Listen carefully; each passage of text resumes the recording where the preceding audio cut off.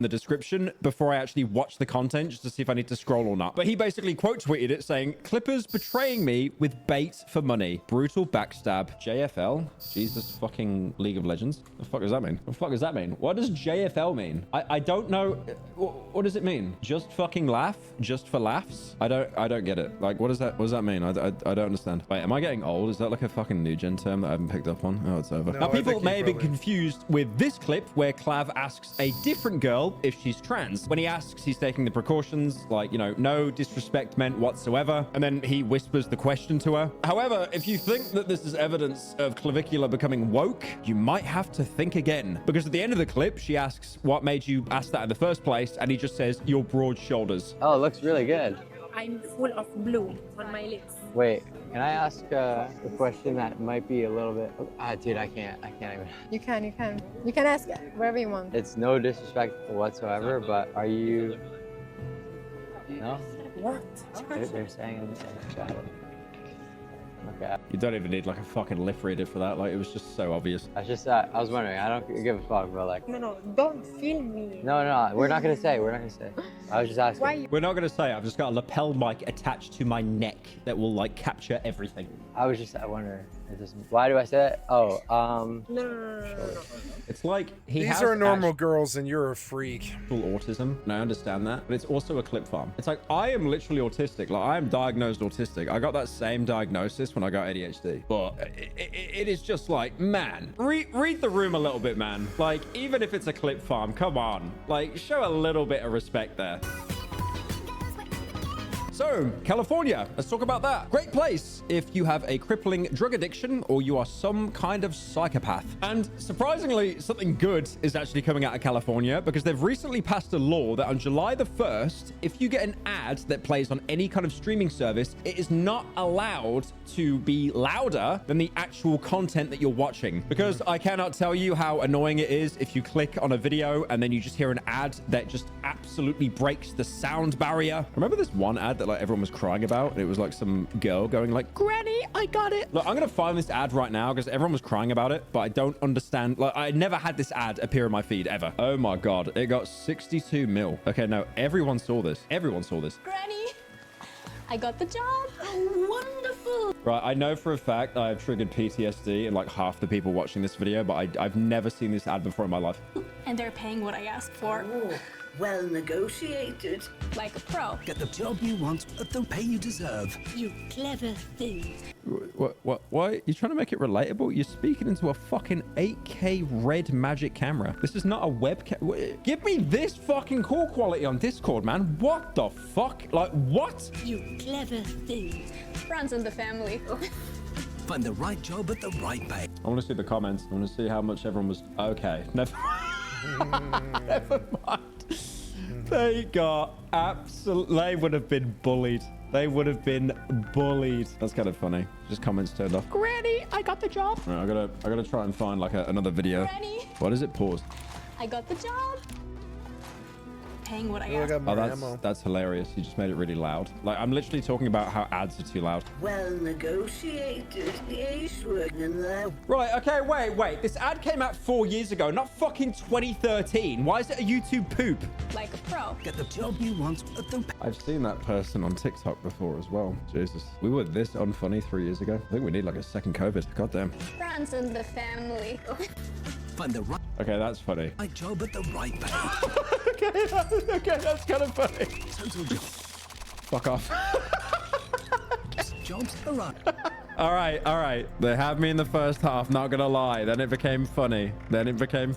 So apparently this is based off an already existing legislation that imposes like similar volume restrictions on, you know, broadcast, cable TV commercials. And this was actually given a name, the Commercial Advertisement Loudness Mitigation, or the CALM Act. Now this was passed like all the way back in 2010, and only really now streaming services are taking effect with it. Now, is it to do with how annoying ads are or how they're just so invasive? No. Apparently, when the law was passed last year, there was a state senator who authorized the bill saying, it's really annoying when you put your child to sleep and then an ad for Coco Melon comes up and it wakes up the child. It's very annoying. Honestly, I'm going back to that Black Mirror episode back when Black Mirror was good. We're going back, Jesus, like over a decade now. There was this one episode, 15 million merits. And I do remember this one scene, and we're going to be living this within the next decade, guaranteed. You see ads in that episode, and the main character kind of like shuts his eyes to not see the ads, and the ad basically pauses and spawn camps him, waiting for him to open his eyes so it can play again. Am I really gonna defile this grave for money? Of course I am! You may remember that the GTA 6 pre-orders just went live, and people discovered that the physical versions of the game was just this sad little card that you got in a box. There were no discs. And at the time, people thought, with the way that Rockstar were presenting themselves, that this was a temporary solution. You know, everyone wants a physical edition of GTA 6 for the, the history books, the memories. And, surely later down the line, we'll have disc versions, right? Well, it turns out this was a lie. It was all cope. This was apparently all stemming from a misinterpretation of an email. So according to the Hollywood Reporter, there were no plans ever for GTA 6 discs to be printed at this time. So they specified saying this isn't happening at launch and this isn't happening months later. They said that the email's use of the word physical copy still refers to the physical version of the game that was announced on Wednesday. The one that is the entire case, and then you open it and it's just a fucking code. So according to the source, the following months referred to months following Wednesday's announcement, not the months following the game's actual release date. And also some more news on GTA 6. Scalpers. I would love to meet a scalper and put my hands around their neck. This isn't a video game, of course. I'm not actually instilling any kind of intention of physical violence in real life, solely in a video game. But you may remember in the last video that you probably had on your second monitor, you fucking coward. Coward!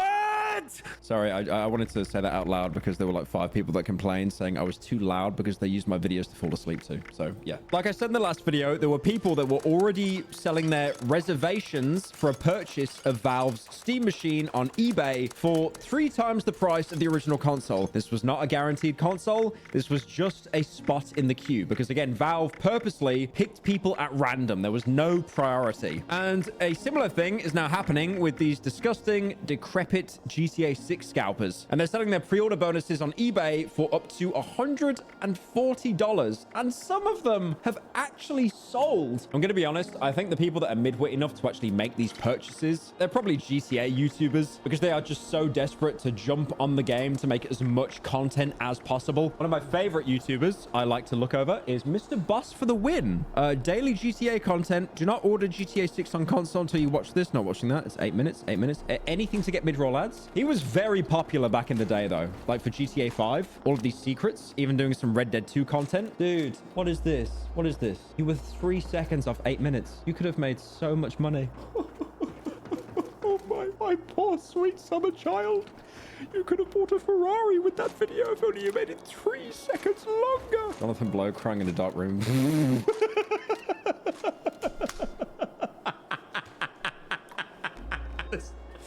I haven't wiped my search history. Jonathan Blow crying in a dark room about Soulja Boy misunderstanding praise. And one thing I really love about YouTubers like Mr. Boss for the Soulja. Granny, I got the job. Fever slow. Bear cynical. Silent One shows up as dinner. Pyro Live. Echo 2K. Vox 824. It is funny. Fever slower. PewDiePie. Soy Boy. Samurai Jack. Scaramouche. Ryan Trahan. PewDiePie Snooze. Oh my god. Gears of War. Meat Cube. Fantano Blady review. And Jonathan Blow crying in a dark room about Soulja Boy. Misunderstanding brain. It is funny. Jonathan Blow crying in a dark room about Soulja Boy misunderstanding praise. And one thing I really love about YouTubers like Mr. Boss for the win that just grift GTA. I've mentioned this before. I know he caught the attention of like the voice actor of Michael, and he was so tilted he couldn't even say his name properly. Do not believe anything that you see on the internet from Boss Man, Fuck the World, or whatever his name is, or any of those guys. Don't listen to what. Boss Man, Fuck the World. I like how he's got a portrait of his in-game character behind him. You know what? I actually respect it. It was a good performance. But the thing is, there is literally no reason for anyone... I actually respect it. It was a good performance. But the thing is, there is literally no reason for anyone to do this. In the Steam Machine's case, like I said, Valve put out a limited number of reservations, meaning that, you know, not everyone that wanted one could actually buy one. So it makes sense, at least with there. Well, it doesn't make sense. They should all be shot in a video game. But, you know, it kind of makes sense why scalpers would try to reserve the spots. But in GTA 6's case, specifically because it's downloadable, and if you buy a physical copy, you'll get a code, there is basically no shortages, and pre-orders... I wonder if I could sell a copy of Grand Theft Auto 6 on PlayStation 5 and just see who buys it, you know? Why not? Be like, Craigslist, I got a copy of Grand Theft Auto 6. It's on the disc, I promise. Just see if they buy it, sell them a copy of Grand Theft Auto 5 or whatever. Are widely available from various stores. But despite this, there are multiple listings of the game's pre-order, and they've sold on eBay. You have midwits that are actually paying this premium, hoping that they might get the game like a day earlier or something. Oh, look at this. You got like one for $100, one for $120, one for $130, $140. Just absolute midwits. And I'm not even sure if this is like the deluxe edition, or, you know, the edition that gives you like 50,000 different skins and car interiors. Honestly, it's just one of those where the midwits should absolutely suffer. Let's be financially responsible. Wow. I wonder if I should sell fake pre-orders to Grand Theft Auto 6. Jesus.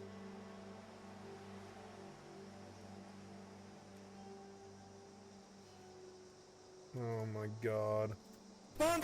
So gambling is quite a dicey topic. Some streamers have made their entire careers off it. Other people absolutely condemn it. I mean, personally, I don't really partake in gambling. I'll probably do it maybe, I don't know, like once every 2 years or something. I think like the last time I did gambling unironically was like betting on the KSI and Logan Paul fight, hoping that KSI would lose. And then it just ended up being a draw because it was staged anyway. But now you've got a man that is suing a gambling site called DraftKings after he gambled away his entire wedding fund. I want to give a little anecdotal story, by the way, before getting into this. I didn't know before moving to Australia how bad gambling was here. Apparently, Australia, out of the entire world, has the highest rate of gambling loss. I genuinely thought it'd be like America or China or something like that. But no, it's Australia. And, you know, in the UK, you'll have these gambling ads and it'll be like all these people and like, oh, they're so happy. It's like, oh, I'm so full of whimsy and joy. And then there'll be like a little blurb here at the bottom that just says like, you know, gamble aware. You know, just like all these like little bits of information and help that no one fucking reads anyway, unless you're on like a 4K TV. But then in Australia, you'll have the exact same ad, but then it comes up with like black screen impact fonts saying, your entire family will be fucking murdered if you gamble, dickhead. Like, I'm not joking. They don't even say like gamble aware or something. They basically say like, you know, things like statistically you will lose, just anything to dissuade you from gambling. But the thing is, they don't understand. You just haven't gambled enough yet. That's a joke, by the way. So the man who's looking to sue is 32-year-old Dane Miller, who, according to The Independent, wagered more than $2 million USD on the platform. This drained his wedding fund, costing him his job, and then leading him to the brink of suicide before he got help. I want to go back to this guy's base and see if he's standing outside again.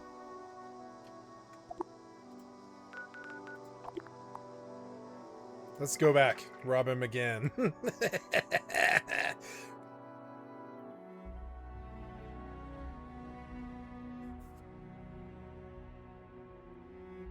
I even have a spawn if he kills me. I can come melee him.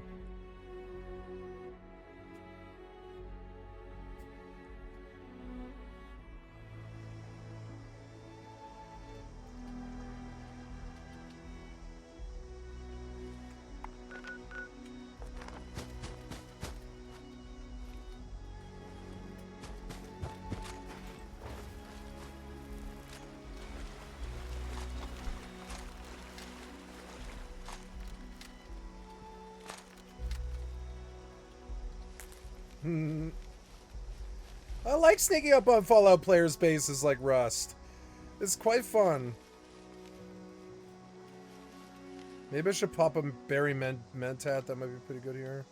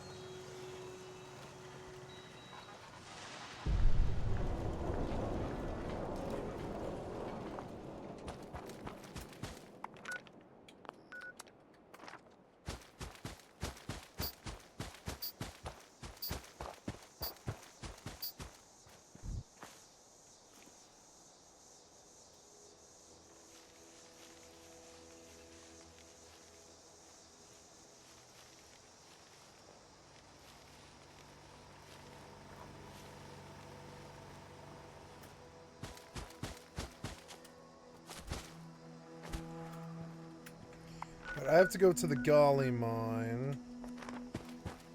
I will cross the road.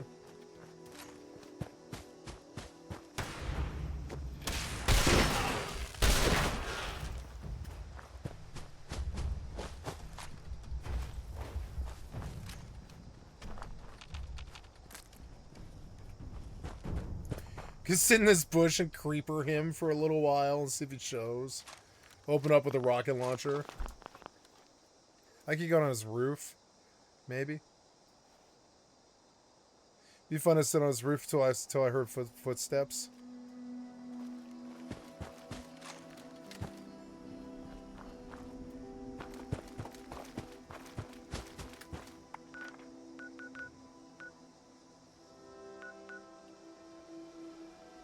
He moved his base, like right then and there.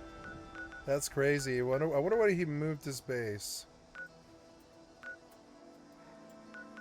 Well, anyways, I'm going to the Golly mine via the cliffs. I don't want to be on the road where these guys will see me.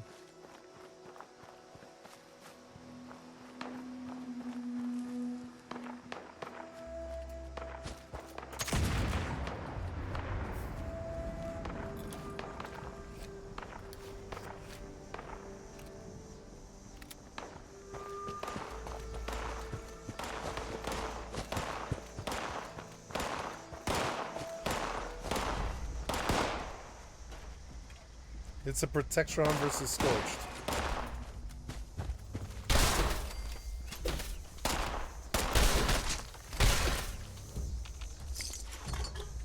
Wait, that's the blood mod appears to be working. I see. I've noticed that the light seems to be better. Like it's like all the mods are working maybe. It's cool.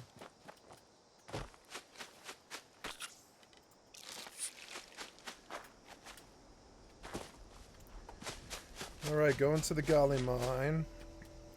How's this going? It's slow but steady. It's a quiet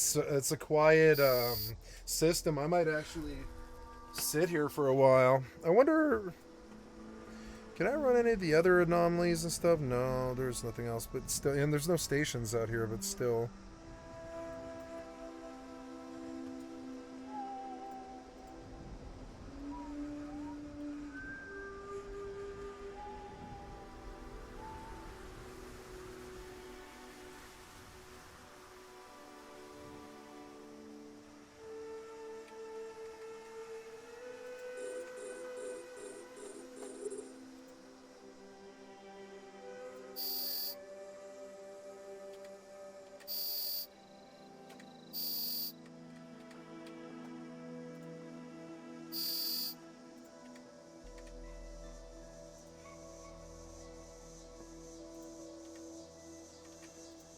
So the complaint accused DraftKings of ignoring obvious signs he had a gambling problem and then accelerating his addiction by eliminating safeguards while disingenuously touting a commitment to responsible gambling. His lawyer says that DraftKings quickly realized the potential in Miller and crowned him as a VIP, where they showered him with perks, including promotions, profit boosts, free bets, DK cash, deposit matches, and tickets to professional sporting events. So apparently he gambled away his wedding savings. His VIP host offered him what is that, like $125,000 or something? 2 tickets to a suite at a local football stadium as a reward. Sounds fun though. It sounds fun to blow through $125,000 on a sports gambling site. You just go down to the local bar with a tablet and a cell phone. You sit there and you flirt with the pretty ladies and stuff that come in for lunch on their breaks and stuff, and gamble all day. And they're like, "You're gambling right now?" "Yeah, I'm gambling right now. I'm just blowing lots of money. I mean, that's what I'm doing. Would you like a dinner or would you like some beer?" You know, etc. I think that you could get laid pretty well doing that for his too. loyalty, which basically means the amount of money you didn't donate to us. Definitely not donated. They said that he also took out credit card advances, personal loans, and then dipped into his 401k for cash after losing his job. And then he also drafted a side note and was hospitalized with severe ideation. And apparently after this, DraftKings sent him 5 separate $200 sportsbook credits to apparently try to lure him back. He was there when you go to hell You get ready to leave. We're putting air in the bag and charging you to breathe.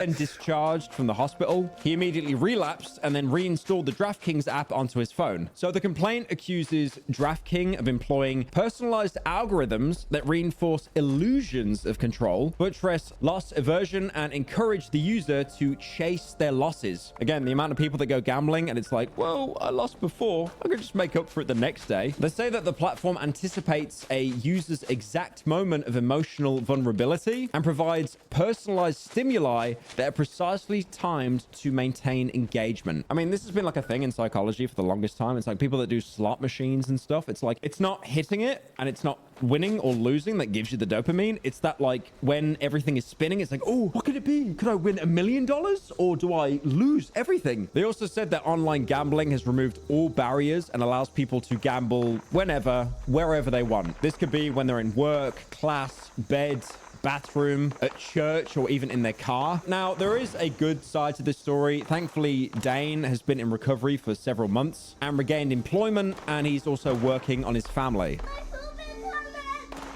So apparently, there has been footage released of a certain individual shitting on the floor at a Noah Kahan concert. So you may have seen this tweet from the music artist Noah Kahan, which is nearing 11 million views at the minute. This happened when there was footage of someone's feces on the floor at his own concert. Now, honestly, this levels up anything that I've ever seen in my life. Like, I listen to Death Grips. Well, I kind of used to, still do sometimes. But I remember various posts of people saying that some of the fans were so disrespectful, throwing stuff on the stage to the point that they had to basically leave the entire set. And then apparently people also like pissing on the floor during the set. Well, I think taking a dookie is definitely a level up from that. So there was an individual on the Reddit who witnessed the incident, and they posted a comment saying that the person did it because they didn't want to miss a couple of songs. So they just straight up shit themselves. And then they started picking up actual pieces of poop out of their butt and put it on the floor. How did you make yourself worse than like the worst Death Grips fans? How did you do that? Genuinely, that is a fucking milestone. So I'm assuming that the guy on Reddit here is some kind of creative writer because he goes into way too much detail. He was saying that they started trying to waffle stomp the turds and acted like nothing happened. But thankfully, this brave and proud Reddit user flagged down security. Noah, the artist, also responded to this on Twitter saying, I shit myself on stage at Charlottesville, but that's because I'm dedicated to my craft. This comes after Olivia Rodrigo said that she smelled people who wear diapers at her shows so she can stay in front row. I have been to certain concerts and certain festivals where people wear diapers so that they can be front row of the show. And that's been an experience as a performer that I've smelled and experienced. Insane behavior! I also want to point out, by the way, look, I know I'm a slop channel. Charlie, how the fuck did you get a single topic about a guy shitting himself to 11 minutes? That is goddamn.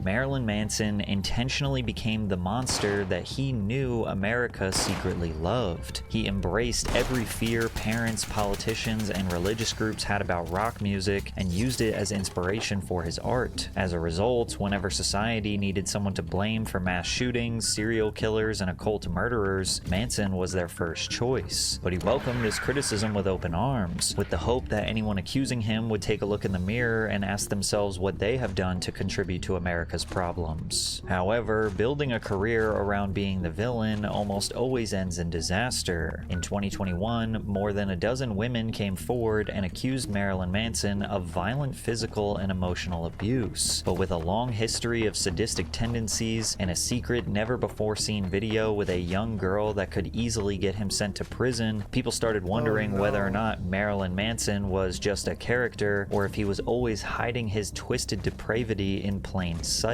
You think you're gonna get married and you're gonna have a happy family and you're gonna live? Sit down! Shut up and sit down.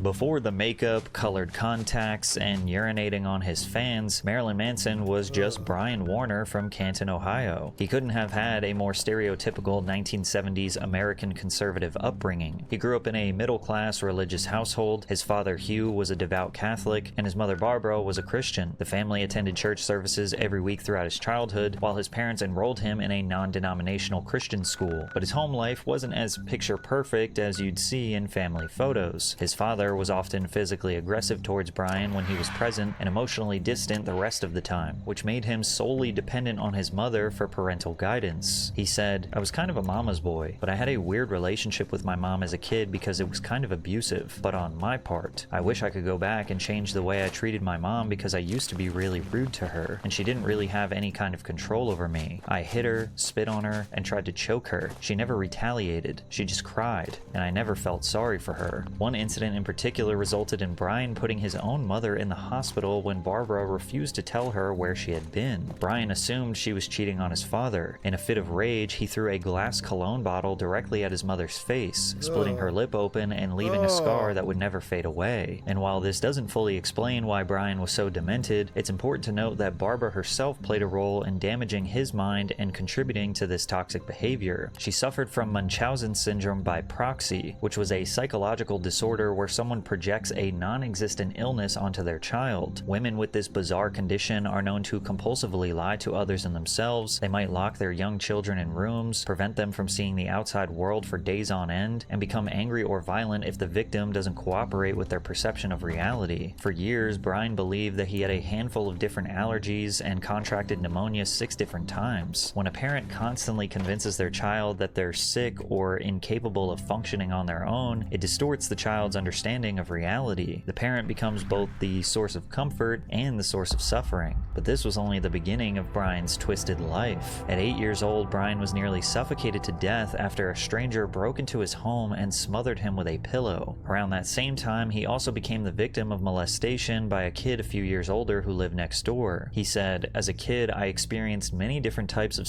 abuse from all different directions." Then there was his grandfather, who he described as the ugliest, darkest, foulest, most depraved figure of my childhood. Brian used to sneak down to his grandfather's basement and watch the old man hunch himself over a toy train set, gooning to bestiality prawn, with grotesque, guttural noises emanating from the hole left in his throat by a tracheotomy. However, into adulthood, he'd do his best to flip it around as some kind of life lesson for his artistic future. As a kid, I looked at him the way that my family probably still looks at him, as an aberration, as a freak, something that doesn't make sense. But after writing the book and experiencing what I've gone through over the past few years, the way that the world looks at me, I think now I have more in common with my grandfather than with anyone else because I'm treated the same way. But in many ways you've become your grandfather, haven't you? In some ways, and I don't see him as the monster that I used to see him. I see him as someone who's misunderstood. And while his parents believed a religious education would build the future they wanted Brian to have, the restrictions and rules he experienced at Christian school only fueled the rebellion they were trying to prevent. But before we get into that, we all live busy lives. There are so many things to do, and it never feels like there is enough time in the day. You should probably go get that yearly checkup to make sure you're in good health, but you don't have time to sit on hold all day. Today's sponsor, ZocDoc, makes the process a whole lot easier. ZocDoc lets you search and compare local, in-network doctors with more than 150,000 providers and over 200 specialties across all 50 states. You can view tons of reviews from real patients and detailed doctor profiles to help you choose the right one. ZocDoc lets you see actual appointment openings and click to instantly book a visit. Appointments happen fast, usually within 24 to 72 hours, and you can even score same-day appointments. Best of all, ZocDoc is free to use. Taking care of your health just got easier. Head to ZocDoc.com/PatrickCC to get started and check that appointment off your to-do list. Stories of a wrathful God, the looming Antichrist, and the rapture gave the young Warner nightmares. He also dealt with a lot of bullying, which would leave a deep cut for the rest of his life. On his 1994 single, Lunchbox, Manson recalls fending off bullies by swinging an aluminum Kiss lunchbox. "I want to be a big rock and roll star, so no one F with me." By high school, teachers did their best to warn their students of the darkness and evil that plagued the media, on television, in movies, and in music. Manson later explained, "They said, don't listen to this. They played Led Zeppelin backwards, Black Sabbath, and they played Kiss, and they were convinced that it was Knights in Satan's service. And yet all of this just made him want to indulge more into this so-called dark side. Brian found comfort and identity in heavy metal music. By the mid-80s, the genre was exploding in popularity. Many artists leaned into the hypersexuality, violence, and anti-religious messaging that fueled media outrage. And the more authority figures condemned it, the more the teenagers wanted to hear it. Manson was about to take this strategy to new extremes, and his new music and performances would become so popular with dejected youth that he would become public enemy #1 to religious conservatives all over America. While Brian Warner loved heavy metal music, he initially studied at Broward Community College to get a degree in journalism. However, the first article he ever wrote was about an alter ego named Marilyn Manson and how he felt it reflected the world around him. The name was created by combining the names Marilyn Monroe and Charles Manson. Marilyn Monroe was an American icon remembered for her beauty and sex appeal, whereas Charles Manson was a sociopathic cult leader responsible for the murder of 9 people. Do you guys have an obsession with serial killers? Or? No more than the rest of America does. Right. I think it's kind of a reflection of what America's about. The name Marilyn Manson came from watching a lot of talk shows and reading, Hollywood Babylon, that type of literature, and realizing that Marilyn Monroe and Charles Manson, to me, were the most memorable people from the 60s for their own separate reasons. And putting those two together was a pretty powerful balance that was kind of irreconcilable, like male and female, positive and negative. Marilyn was a creative escape to explore seemingly unnatural or inappropriate topics. There was Marilyn Manson, but there was no music yet. I created a fake world, maybe because I didn't like the one I was living in, but that's what made me make music. I had to fill in the gaps I'd created. These feelings would be eventually channeled into actual music with the band Marilyn Manson and the Spooky Kids in 1989. How would you like your present and future audiences to perceive you? Well, I want them to take us seriously, but to have fun at the same time. In the beginning, Manson had not quite channeled that full-blown rock star persona. He seemed more like a social outcast wanting to put some honest art out into the world. This is a poem that I composed in high school. And it's called... I never had a name for it, so I'll just read it.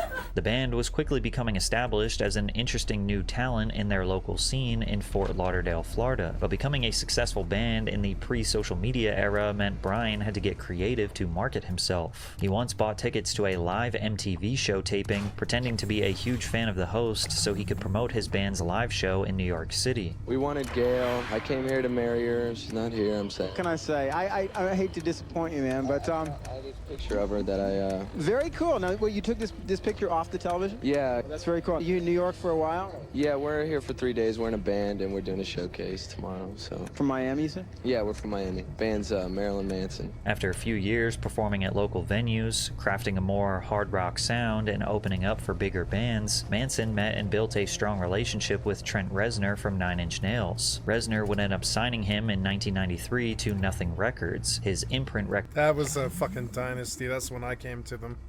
They were both so good at what they did. Record label under Interscope. From there, 9 Inch Nails took Marilyn Manson on the Self-Destruct tour after the release of their smash hit album, The Downward Spiral. Manson was playing in front of 2,500 people across the USA every night for months, making it the perfect time to release their debut album, Portrait of an American Family. However, the album did not chart and failed to see any commercial success. While Manson had a captivating image, often performing in skin-tight androgynous clothes with makeup and fake blood all over his face, the early 90s was just too competitive and saturated with exciting new rock music. He needed to level up, and he quickly figured out that he had a gift for captivating people just by talking about what was on his mind. Individuality is something that is often discouraged in the American household, but that's something that that I try to encourage to anyone who listens to our music.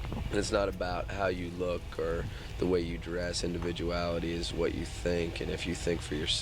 Not everybody wants to be an individual. A lot of people don't want the burden to be an individual. It's too tough for them to think for themselves. They want to let MTV tell them what's cool, and they want to let religion or their parents tell them what they should think. Marilyn has consistently promoted individuality and free thinking. He believed people should create their own values rather than blindly accepting someone else's. I don't even really read a lot. I try and absorb influences from everything that I read. You know, I can find something valuable in the teachings of Jesus Christ or Adolf Hitler or Dr. Seuss. You know, you can find something anywhere. I like to look in unlikely places. They didn't like that thing he said. And while critics... when he quoted Hitler and Dr. Seuss in the same sentence. They didn't like that. That went out in the press, that particular sentence he said. Looked at him as having no clear ethical boundaries or guiding principles. Young people who felt misunderstood thought he was intelligent and liberated. And that's part of your whole gig is you're pissed at parents. I'm pissed, but I'm just trying to, I'm a little bit better of a role model than they think I am. They think I'm a bad guy, and I am to them, but in the scope of things, I think I can give them something better to take into their adult life than their parents will. Going into 1995, Marilyn was about to make a few key decisions that would make him one of the most discussed rock stars of the new generation. First was the lead single of their next project, Sweet Dreams, which was an eerily dark cover of the iconic Eurythmics dance track. This song would go on to become the most iconic and commercially successful track of Manson's career. Additionally, their live shows entered a new level of sadistic, fully leaning into the shock rock genre label he was given. Naked women nailed to crosses, children in cages, and bloody animal parts were all a fixture in every performance. But Manson was also kind of like a method actor in the sense that his antics didn't stop on stage. He once recalled draping a deaf fan in meat and urinating on her at a recording studio. In his own words, it was more of a living meat sculpture. The combination of his new popular song and twisted live shows sparked outrage in the conservative media. Instead of ignoring it, Marilyn saw this as an opportunity to have thoughtful discussions with his critics. They likely thought he was some punk degenerate they could dunk on, but instead he was far more articulate than they expected. Everyone's so afraid of death, I think, that they want to get closer to it by fascinating over things like serial killers and horror movies and car crashes. And that fear of that danger at these concerts and these mosh pits, I think people get a sexual thrill from it. I think that excites people. So there's erotica then is a part of moshing? Well, maybe it's not erotic, but there's a term called eustress, and it's people's euphoric feeling over their stress. Yes. I think people thrive off of that. It's like amusement park, right at your own risk. You know at the concerts there's a hint of danger, and people like that. Ironically, all this did was help Marilyn get... You know who he reminds me of? David Duchovny. The way he talks, the mannerisms, how controlled he was, all that stuff. When he talks, he reminds me of David Duchovny. I've seen David Duchovny talk quite a lot because I had a friend who was very much into him. And yeah, she used to tape all of David Duchovny. And so one time we discovered this tape that my friend's sister had, and she had just taped like every David Duchovny interview that had ever been done. And she just like, she could watch them all on a tape. And we discovered this tape and we were just watching it one night stoned, just out of our gourds. They're like, well, this is the weirdest thing we've ever seen. It's a tape of David Duchovny doing interviews on talk shows.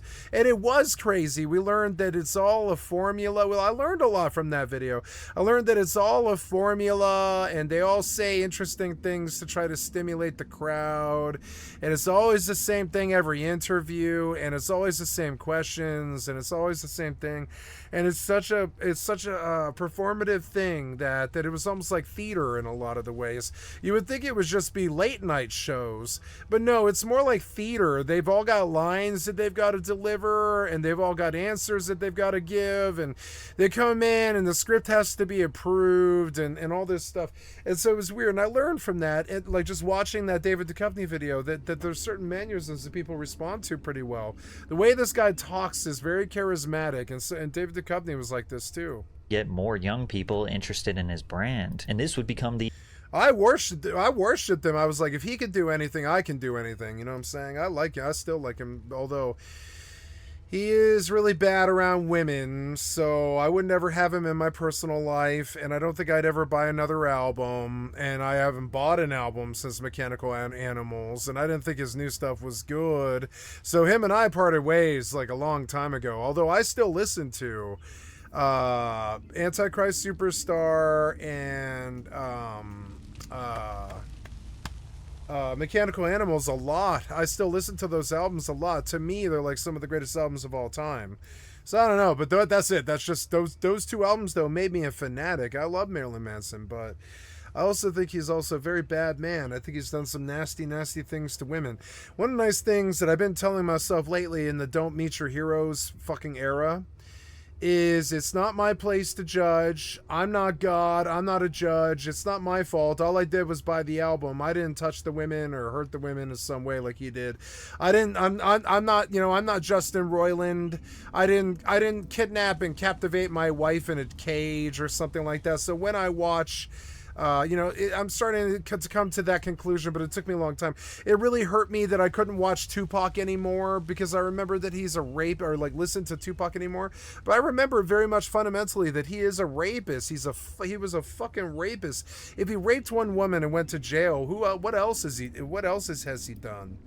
And so we can't have this permissive behavior towards rape and stuff. And now, Evan Rachel Wood never made a rape allegation against Marilyn Manson, but she did make an assault and battery and violence and domestic violence beef with him.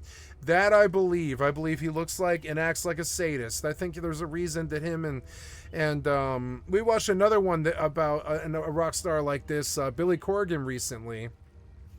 Billy Corgan, like, you know, Guitar Meets Science just did Billy Corgan like last week or something, and we learned that Billy Corgan like really was like this control freak, and I didn't know that about him. I thought he was just some regular dude, honestly, but no, he was like this crazy, tweaked up, fucking methed out like control freak, and he did take control of his band and kick everybody the fuck else, and he had kind of a come to Jesus thing with himself, and he just started creating Smashing Pumpkins by himself, but then he brought them all back in later and try to fix it. But I mean that's just and as I recall, I'm fairly sure that Marilyn Manson and Billy Corgan are pretty good friends, because they're like these genius types who create art, and they don't have normal personalities. They're kind of autistic and touchy and a bit weird in their approach and what they're willing to do. I don't think they're kind of like me. I don't think they have barriers when it comes to drugs and stuff like that. And I don't know. It is what it is. I want to dislike Marilyn Manson after watching the Evan Rachel Wood documentary, because I realized that he was very abusive. But the problem is, I can't cancel him with any degree of actual stick. Like, it won't stick because he's already had his career. I mean, he was okay, so he was some kind of predator, or at least like a wife beater. Okay, but I mean, his career already happened. We can't actually stop him. He went out and had his fucking 3 albums and, you know, 8 other albums, and then really affected Hollywood and was friends with all these people like Johnny Depp. He was partying with Johnny Depp when Johnny Depp was going through that thing with Amber Heard, and they were really good friends. I've seen them play Beautiful People together before with Ninja from D. Antwoord, and all three of those guys, Ninja from D. Antwoord and Johnny Depp and Brian Warner and Marilyn Manson, they've all faced assault charges from their significant others.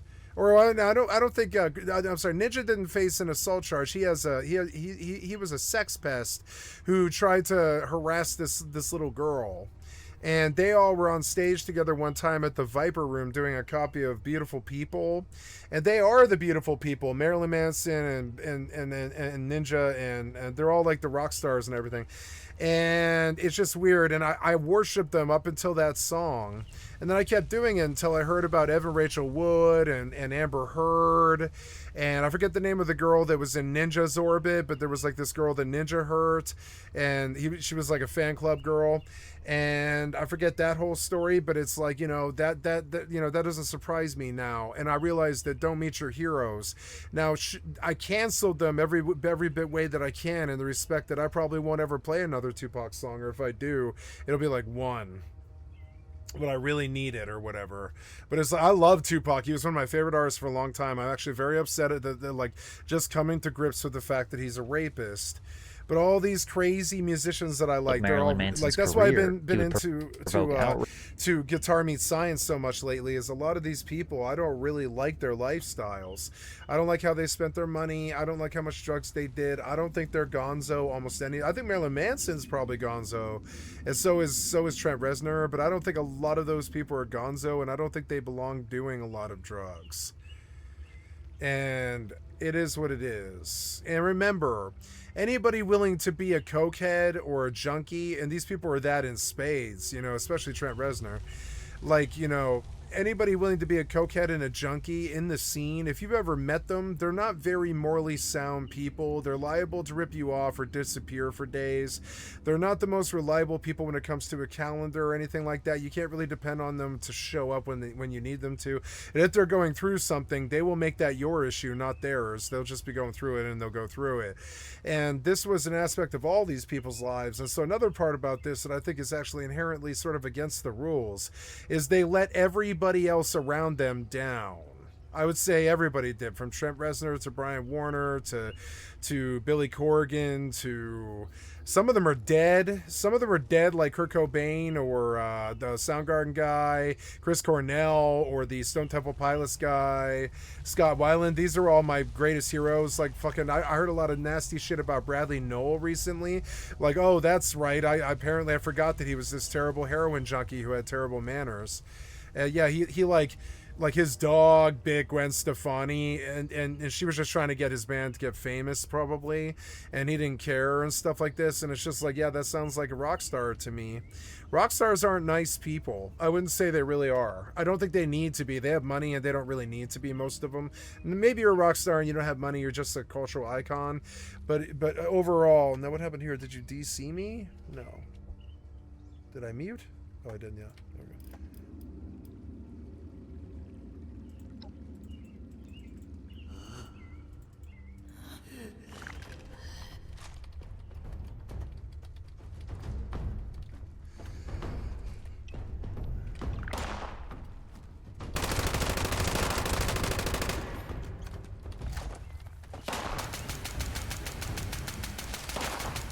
If they're running at you, you cryo them.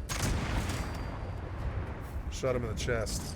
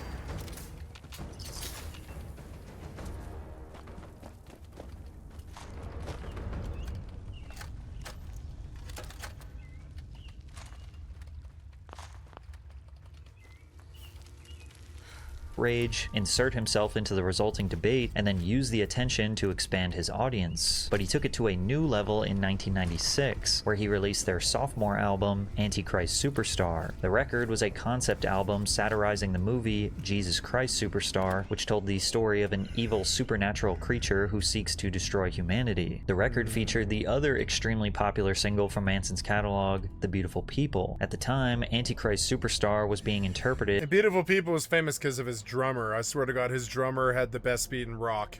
As a critical piece on the alleged growing fascist tendencies of the American right wing, but critics mostly... It was just as good as Tool or Can or somebody. Just interpreted it as him admitting to being a Satan worshiper, which was their biggest fear as someone who had a massive influence on the youth. So should mums and dads be worried about you? I think the best thing that could happen is if parents are... He sounds like David Duchovny. He's got the exact same voice. It's so odd. This like so Marilyn Manson. If David Duchovny were to sing, he would sound like Marilyn Manson, I guess. Afraid of me, they will take more time to raise their children to be more intelligent, so that they can decide whether or not and how music, art, and film is going to affect their lives. Antichrist Superstar became a focal point of a broader discussion about the parental advisory labels on albums. Parents were interviewed by news stations to express their concern with... Oh, I have one more thing in Gully Mine that I never have to go back, and I didn't realize, but I have to go mine coal and Gully Mine. That's like a whole thing they want you to do. So now I have to go back because I fought my way out all the way back out again. Fucking annoying. That's alright, I want the XP. XP is the hardest thing to get in this mode. But I'm already level 46 because it's like I know the game so well. Am I 46, really? Damn, I went up a lot quicker than I thought. the minor's ability to purchase any album that had a parental advisory label. Yeah, I don't want... There's a ton of N-words on Smells Like Children, and it has a lot of really subversive stuff that he put there on purpose to try and scar kids. And I don't know, and him and his whole record label and everything, Interscope. And I think Smells Like Children should never have been in the hands of kids. There's such nasty words on it and such nasty comments. My sympathy to the parents. My sympathy to the parents. My sympathy to the parents. If you've ever actually listened to the Smells Like Children, it's not a demonic album. It's an album meant to kind of unsettle you. And kids shouldn't have had access to it. It's not just that it's like subversive. It's also like got stuff that once the kids see and hear it, they start saying it. And it's, you know, there was some N-words there, like rock and roll N-word and all this, and like, you know, and it was really kind of an album the kids shouldn't have had. It was definitely a progressive album for the Bauhaus Skinny Puppy set. It was not for kids. It wasn't even for kids when I got it, you know. It's not an album for kids. On it. That's when Cynthia Johnson got mad, realizing her 13-year-old son had no problem buying Antichrist Superstar by Marilyn Manson. Part of the whole drive, I'm not doing this, advisory was to keep these kind of materials out of the hands of children. So with the help of 13-year-old Patrick and 14-year-old Niecy, we checked out area record stores. What could they buy? Turned out anything they wanted. At Harmony House in Berkeley. I went up and asked to buy this Marilyn Manson CD, and there was no call. And looking back, it's actually funny the media didn't realize how this criticism was only giving Marilyn free marketing. Kids were so much more innocent back then. Then it became, right around the era of Marilyn Manson, it became a lot cooler to lose your innocence. It made you cooler if you had got laid or done drugs or been like some kind of outcast or a criminal or something like that. It made you much more like if you were a mosher or like a mod or a punker or a skater or something. It made you have much more social status. I rocked that shit. Everybody did. I was a punker, skater, like, you know, snowboarder type. I was a lead singer. I was a druggie. I was like a stoner. All these things, and that was your social value and worth if you were like counterculture. And you were like, you know, down at the coffee house with the fucking transcendentalists and stuff like that doing poetry. I did that stuff too. I was like, just, you know, I was into all the different cultures and everything. And that's not so easy to do anymore. Now it's like, you know, now it's like conformity. I think it's actually popular. Like being a normie is popular, I think. Like if you're like it used to be being like kind of like, I don't know what the word would be, like nonconformist or whatever, was a lot like more popular. But now it's like everybody wants you to have like a lot of people on your social media. Everybody wants you to be popular. I mean, I don't know. I mean, they literally show step by step how children can go into record stores and buy his album regardless of their age. Yeah. Unfortunately for Manson, speaking and performing direct, which I loved. I would buy any album, and I would get my friends or parents to buy it for me if I couldn't get it, because I don't care. I don't care about their MPAA stuff. Directly to the youth. It protects children. It's good, but it's not so good. So all those bases moved, which is kind of sad.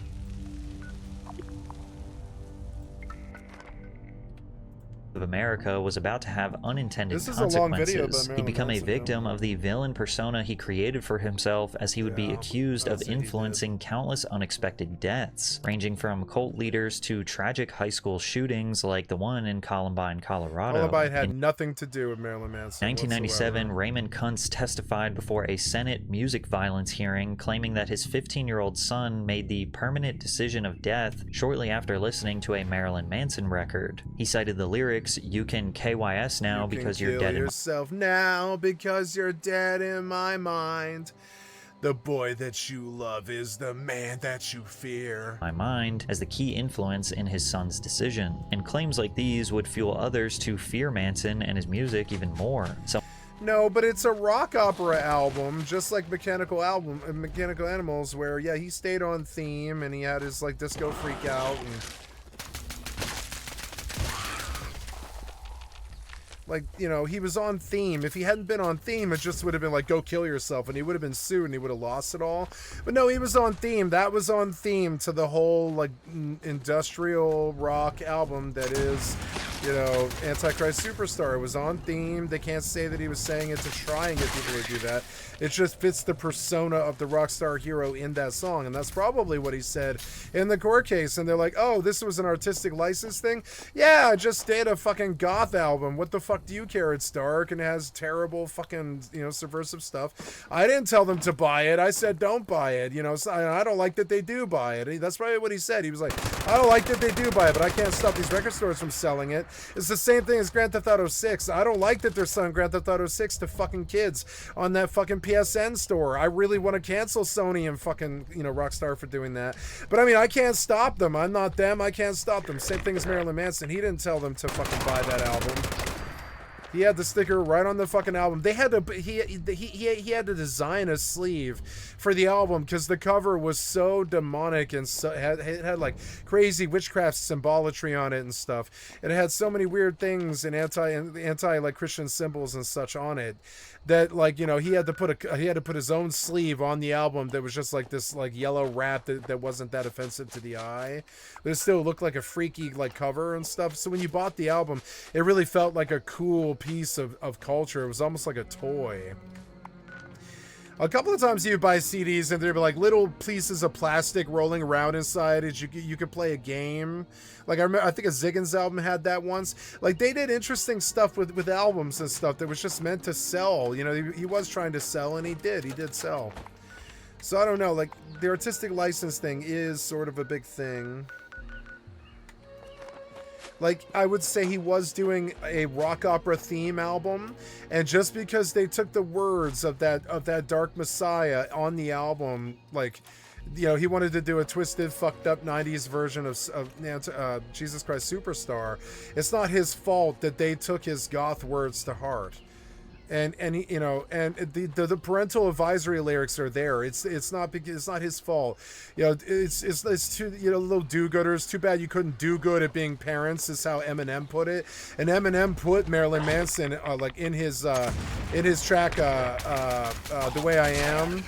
And he was just like talking about how they blame it on Marilyn and the heroin. Where were the parents at? And look where it's at. Dude, fucking do-gooders. Too bad you couldn't do good at being parents and stuff like that. And that's what it is about. Like, they put their warnings on the album. They said don't buy the album.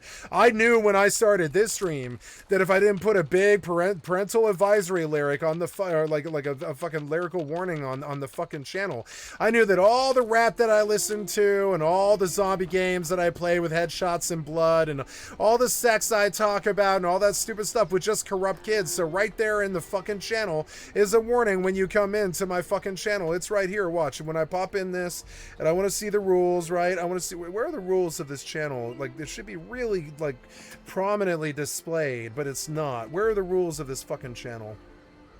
Oh, thank you so much. Yeah, no problem. Yeah, I gave you a shout out. Yeah.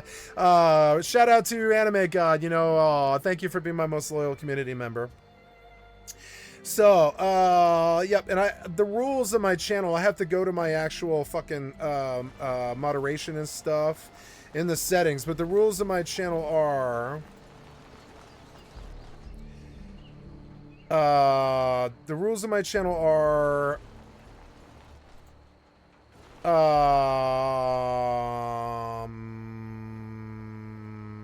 don't know, I don't see them anymore.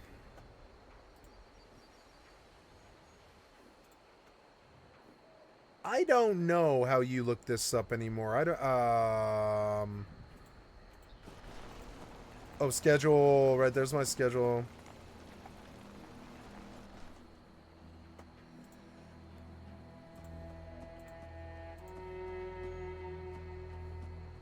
Oh, oh, look, my affiliate anniversary. Oh, it's 10/27/26, huh? Yeah, November 27th, huh? Oh, I thought it was October. No, is that October or November? December? That's October. October 27, 2026, or 2023, or 21, I think it was. Oh, this is my 5-year stream anniversary coming up here.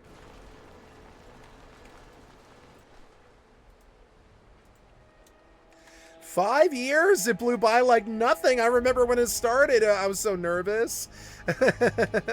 5 fucking years, huh? Coming up here in a couple months. That's good.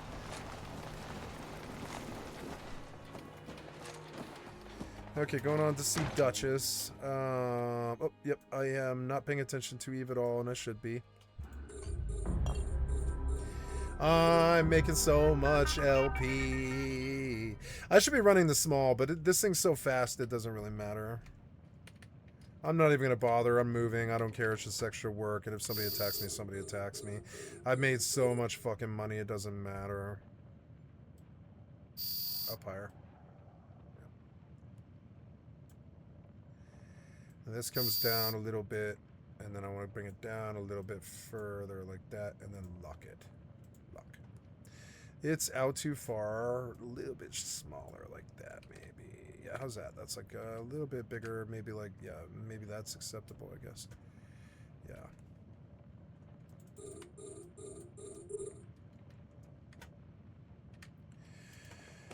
Okay. Some organizations like the American Family Association, or AFA, would petition their local governments to cancel his upcoming... These parents weren't so good. They're like, their parents weren't that good. My parent was good. Well, parents were good until my father left when I was 12, but my mother has always been good to me all my life. She's the best mother anybody could ever have. All my friends know it too. She's like the best, most defensive mother anybody could have. She's there to make sure everything that you have is just totally smoothed out. And she's good at that. She's a good administrator, and she's good at making sure your life runs smooth. And she makes sure she irons out all the wrinkles and everything. She's good at that. And so I have a good mother, but these parents from her generation, they weren't such good parents. I'm sure she might think the same thing about her peers. They were famous for raising latchkey kids. They were famous for being single mothers. They were famous for being bad parents, and their kids were famous for stuff like Columbine, Century 16, and fucking all the bullshit out there.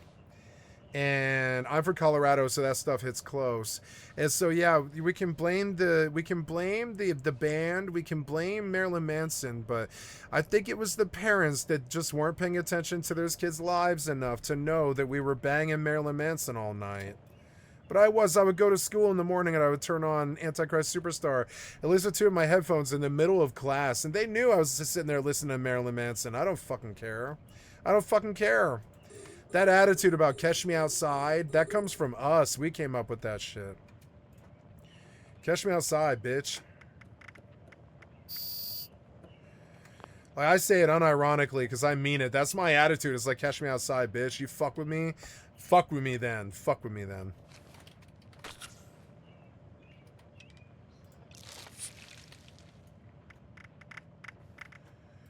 And we'll sell all this junk.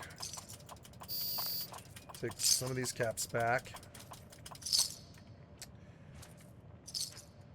Doing good here. I want to listen coming to events. Others would go as far as threatening to bomb the concerts if they went on, strong-arming many venues to cancel their impending Marilyn Manson performances. Manson became so divisive that even listening to his music could get students expelled in a select few schools in Florida. Some describe the performances as satanic rituals riddled with drugs, abuse, and violence. His music was brought in the discussion of two different cult leaders who would go on to commit murder, with both of these murderers allegedly being fans of Marilyn Manson. Rod Farrell and his followers in the Western Kentucky vampire cult are huge Marilyn Manson fans. The accused murderers have said Marilyn Manson's music touches something dark in them. And then there's Natasha Cornett, the alleged leader of an Eastern Kentucky cult charged with 3 members of a Tennessee family. She's told her lawyer she believes she is the daughter of Satan and that she wants to meet Marilyn Manson. Believe her. The media wanted a simple solution to a complicated problem, and Marilyn was extremely comfortable having these hard conversations. There's an old saying that the devil has always been the church's best friend because he's kept them in business, and I think, yeah, like you're saying, they've picked me to be that, but I don't mind the protesting. I just wish that they would get the facts straight because they think that I do a lot of things, but I'm really about individuality, and that's really the bottom line. I think you guys have it totally backwards. Were you saying that the church needs people like Marilyn. Even the name of his album, Antichrist Superstar. If there was no Christ, he needs Christ to stay in business. The media constantly tried to bring him down, but he proved he was unstoppable after the release of the He didn't band. need Christ to stay in business. His whole thing was sort of heresy, kind of, I would say. She is right about that. His third album. He reveled in it, and we all did too. I like honestly, now you know where he got it from. Nine Inch Nails. And Nine Inch Nails, they like their band name is full blown heresy. Like everything about them was heresy. Heresy was something that he played with a lot. Slave screams and stuff like this, or he wrote a song called Heresy. God is dead, and no one cares. If there is a hell, I'll see you there. Your God is dead, and and that stuff was like heresy was a big. She's right about that. God was a big part of their whole sales gimmick. Mechanical Animals. It sold over 200,000 copies in its first week of release and debuted at #1 on the Billboard Hot 200, making it his first #1 album. However, one tragedy would put a screeching halt on his momentum and essentially cause Manson to go into hiding, as the media was hell-bent on blaming him for the tragic school shooting at Columbine High School in 1999. On April 20th, 1999, Eric Harris and Dylan Klebold killed 13 students and one teacher before taking themselves out of the picture. While attacks like these have become much more common in recent years, at the time this was completely unprecedented. Nobody in the 90s could have ever imagined someone doing something so violent and evil. Before Columbine, schools rarely had security cameras, metal detectors, or law enforcement protocols for such an event. And while the world had a moment of grief for lost lives, the anger among Americans was growing. They demanded answers. Some argued America's gun culture was to blame, specifically the lack of restrictions on purchasing and gifting firearms to families or strangers. Others pointed towards a mental health epidemic that had gone unaddressed. But it didn't take long for various groups in the media to blame movies, television, video games, and music. What we teach in music, what we teach in movies, and what we teach in video may degrade the value and desensitize us. Value of life, desensitize us to brutality and death. Since Manson had been on the chopping block for years over similar discussions, he quickly became the perfect scapegoat to dump all of the blame on. Eric Harris's journal was riddled with anti-American and anti-Christian sentiments, which were vaguely similar to Manson's shock rock lyrics about anarchy and taking back control. A survivor of the shooting and fellow classmate also claimed they sang Marilyn Manson songs and joked about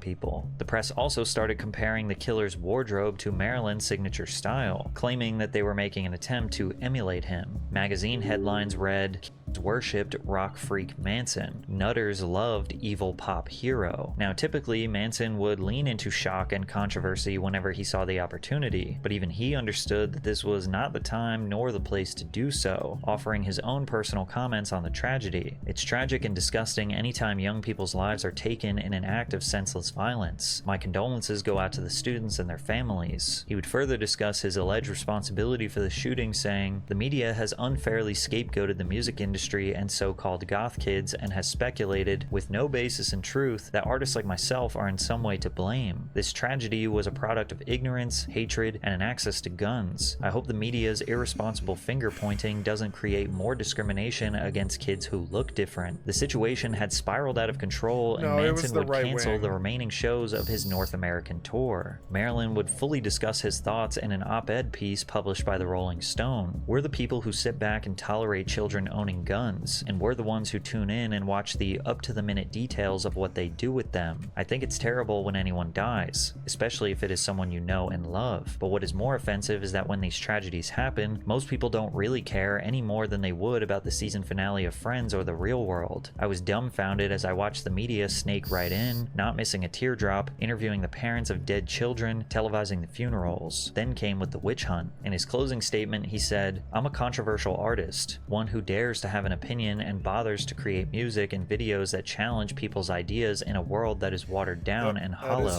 In my work, I examine the America we live in, and I've always tried to show people that the devil we blame our atrocities on is really just one of us. So don't expect the end of the world to come one day out of the blue. It's been happening every day for a long time. Now, it is almost certain that the events of Columbine were the last thing Marilyn Manson ever wanted. He isolated himself for months, and even considered ending his career prematurely. There was a bit of trepidation in deciding, is it worth it? Are people He internalized it. He was like, they think I caused this. understanding what I'm trying to say? Fucking, really? You think he caused it? No. Am I even going to be allowed to say it? I definitely had every...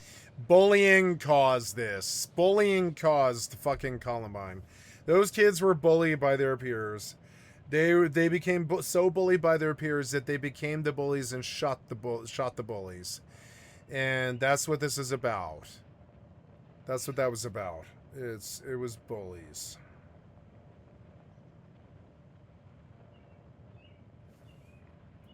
Yes, the industrial music had this message of destroy what destroys you, and all that stuff, and it had no weakness really. But it didn't make those kids go to Columbine with guns. No. Every single door. KMFDM did not make them go to that school with guns. Were shut in my face. There were not a lot of people who stood behind me. Instead, he did what he had always done and channeled his inner struggle into his music. His fourth record, Hollywood in the Shadow of the Valley of Death, Hollywood, was released in November of 2000. This is the most important record in my heart. The Valley of Death was released. It looks so weird. In November of 2000. This is the most important record in my heart, maybe because it came straight after Columbine. It's not my most personal or confessional record, but maybe in some ways it is because I was talking about all the things in my head. It wasn't until 2 years after the tragedy that Marilyn finally decided to speak in depth about Columbine and his influence on the youth. Fox's Bill O'Reilly brought him on the show to challenge him, and Manson politely responded to any question, no matter how tough it was. If you die and enough people are watching, then you become a martyr. You become a hero. You become well known. So when you have things like Columbine and you have these kids that are angry and they have something to say and it's listening, the media sends a message that if you do something loud enough and it gets our attention, then you will be famous for it. Those kids ended up on the cover of Time magazine. The media gave them exactly what they wanted. And that's why I never did any interviews when that happened, was getting blamed for it, because I felt that I would be contributing to what I found to be reprehensible. In a documentary called Bowling for Columbine, Marilyn was able to point the blame back on the media for their involvement in these atrocities. Do you know that the day that Columbine happened, the United States dropped more bombs on Kosovo than any other time during that war? I think that that's really ironic, you know, that nobody said, well, maybe the president had an influence on this violent behavior, because that's not the way the media wants to take it and spin and turn it into fear. Because then you're watching television, you're watching the news, you're being pumped full of fear, there's floods, there's AIDS, there's murder, cut to commercial, buy the Acura, buy the Holgate, if you have bad breath, they're not going to talk to you, you got pimples, the girl's not going to you, and it's just this, it's a campaign of fear and consumption, and that's what I think that it's all based on, is the whole idea that keep everyone afraid and they'll consume. But what cut through the most was his short and poignant statement at the end about the shooters. If you were to talk directly to the kids at Columbine or the people in that community, what would you say to them if they were here right now? I wouldn't say a single word to them. I would listen to what they have to say, and that's what no one did. Unfortunately, no matter how clear his statements were, the general public still hated Manson for his alleged responsibility for the tragedy. And this was especially messed up considering that the Columbine shooters were not actually fans of Manson's music at all. Over a decade later, he admitted that the media blaming him for this tragedy, as well as countless others, genuinely derailed his career and stopped all of his momentum. Did you endorse mass shootings? No, absolutely not. So why are you in Columbine? Because I happen to have a song in The Matrix that just come out, and they're shooting, and I had a video on TV called God is Dead. God is Dead.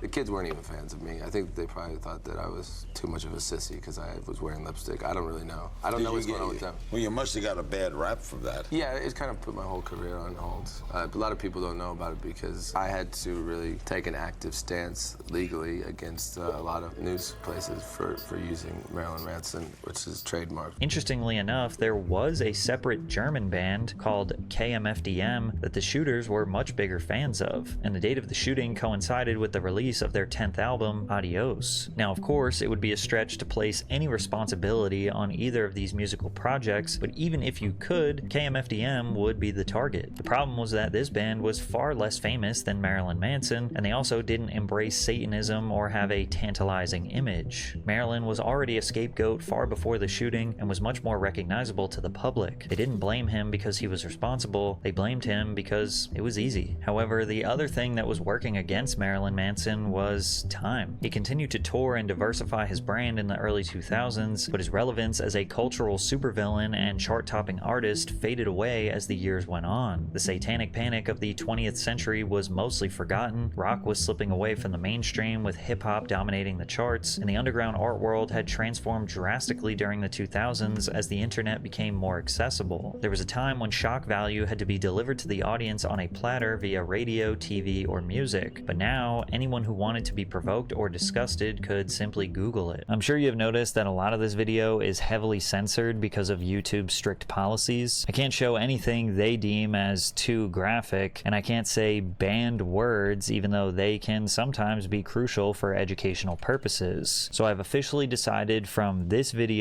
and forward, I will be uploading uncensored and completely ad-free versions of my videos every week to Patreon. I'm tired of my videos getting deleted due to false copyright claims or age restricted for educational and documentary content. But thankfully, we shouldn't have any of those problems over on Patreon, and I'd be extremely grateful if you considered supporting the channel. The link will be in the description. Of course, this didn't mean that Marilyn Manson was a complete unknown. He held on to a consistent following like other era-defining rock stars, and he still could sell out small theaters, but he was nowhere near the cultural powerhouse he once was. But it only got worse. In the late 2010s, his history both on and off stage was being interpreted in a different light. The irreverent rock star persona was becoming less sexy and considered more problematic to a changing cultural landscape. And when actress Evan Rachel Wood and over a dozen other women came out with allegations of sexual abuse against Manson, he'd be forced to break many of the illusions that made him famous just to try to keep himself out of prison. In 2016, actress Evan Rachel Wood revealed to Rolling Stone that she had been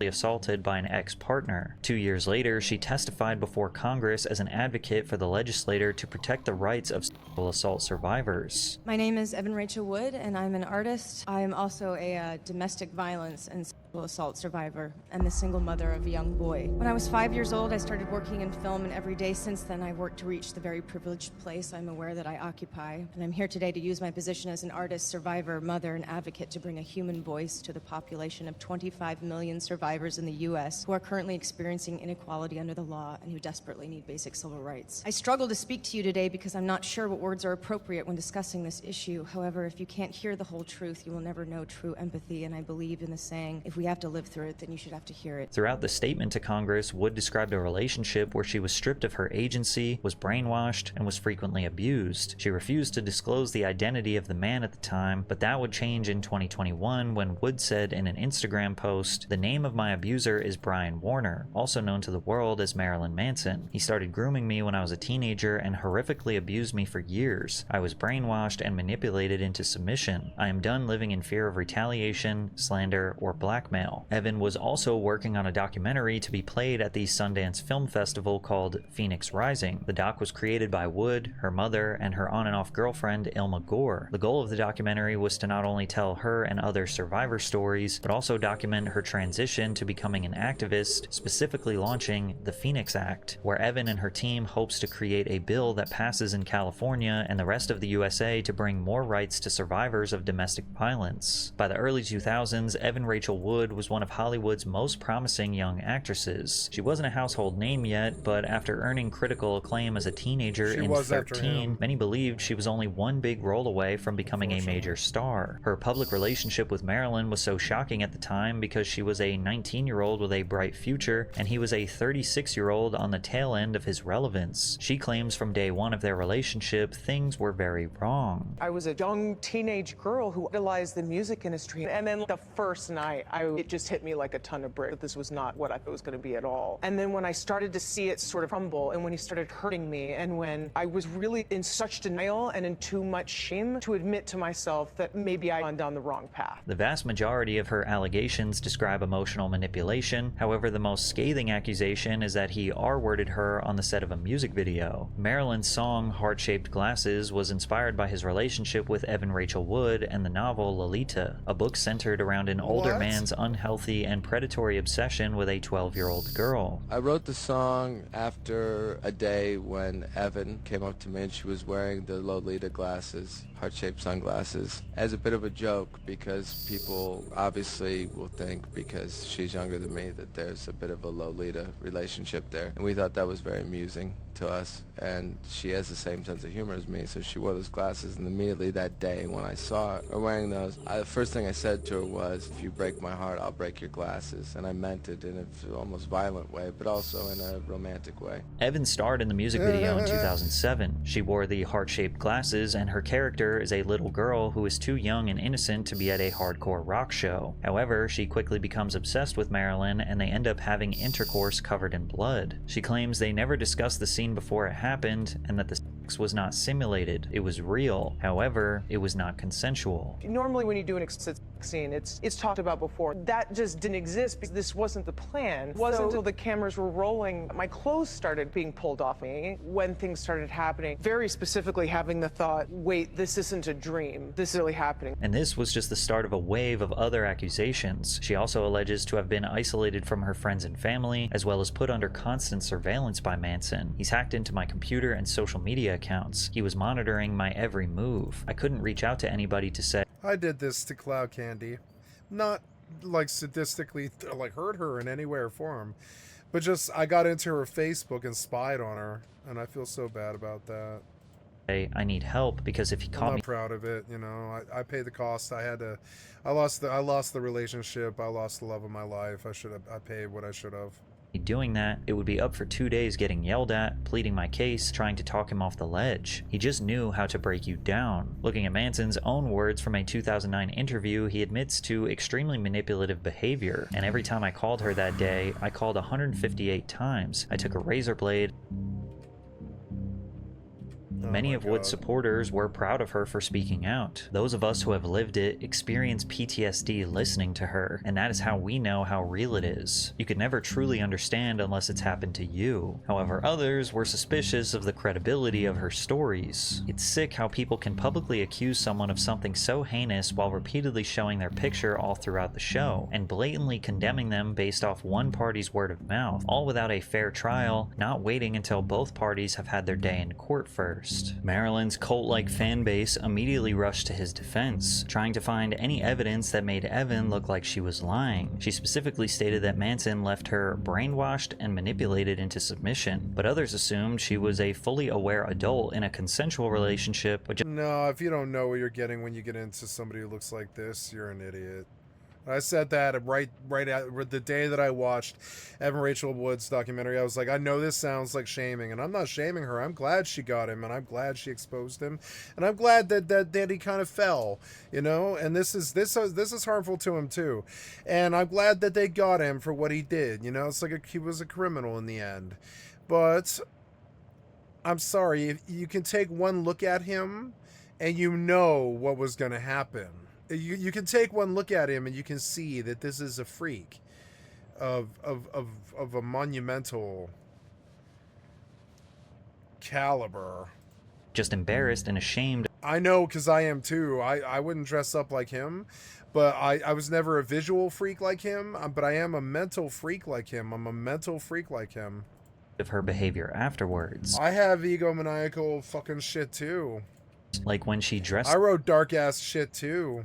Up with what many people interpret to be a Nazi alongside Marilyn, also doing photo shoots that appear to be inspired by Nazi attire, and allegedly throwing up a Nazi salute multiple times on the side stage of one of his concerts. So I guess he forced her to do that too? Wow, Marilyn Manson is a powerful man. But Wood's case got much stronger when multiple other women spoke out about their experience with the controversial rock star. I think I want to do Mortal, Eve, and what's it called? I'm sorry. Yeah, Mortal, Eve, and 76. Because they're all passive game. Well, no, 76 isn't passive. No, I don't want to do 76. I know I don't. I want to do Mortal, Eve, and X4 because all three of them are passive games that you can play in the background. Like Final Fantasy 11 is a really good game because you can just target a mob and go fight the mob. Horizon show up on my damn list yet?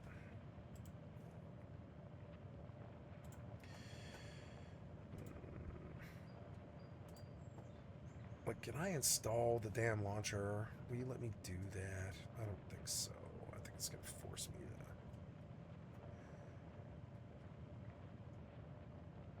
My copy of Horizon is gone anyways, so now I have to like completely reinstall, which I can't do. I'm like locked out of Final Fantasy XI, and I don't want to play on a private server. They'll erase my work, and I know they will. If they don't, it'll be a miracle, like kind of. Like I don't understand how. Well, for one thing, I don't think the only reason I think Square Enix hasn't sued Horizon is they're probably not based in Japan. So what can they do? Or they probably would. So what do I do? I don't know. Like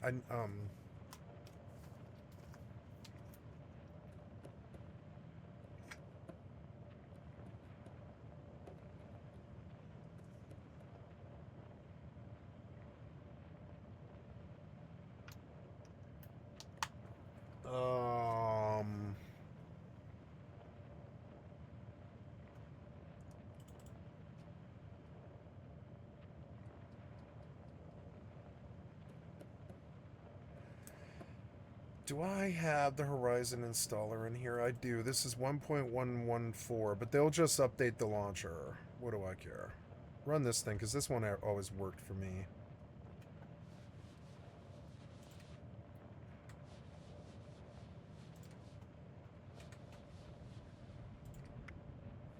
You're saying installing, but you didn't do anything. Where are we? Oh, there we go.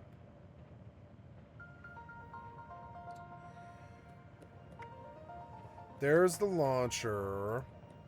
Pin to taskbar. Restart. Okay. If I need to change settings...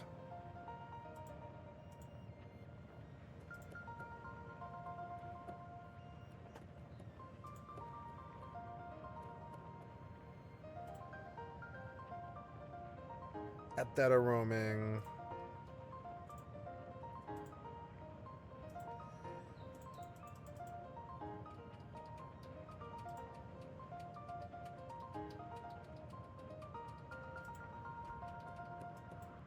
There, so if I need to make settings changes, I can always just... I don't think I have a working copy of Horizon anymore. I don't think it is on my G drive anymore. Or no, maybe it is. Is Horizon here? I don't think it is. No.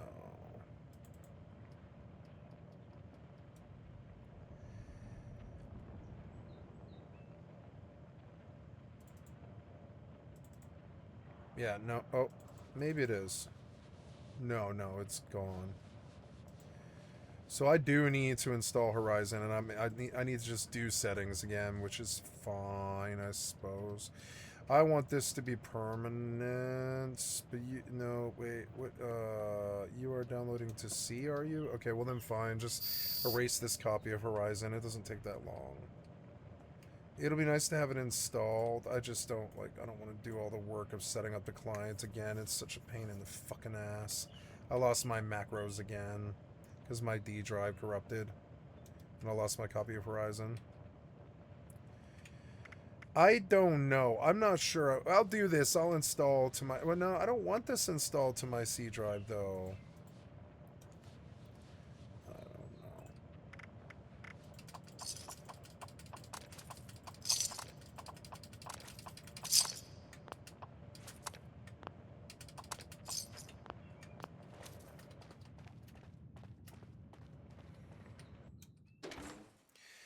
I'm gonna go outside and use the bench to make a... Or no, I'm just gonna go to the mall. Screw it. I mean, it's easy to install the client and get it all running again. It's not that hard to build sets of macros. It's just, it's fucking annoying. Dynamics tweaks, huh?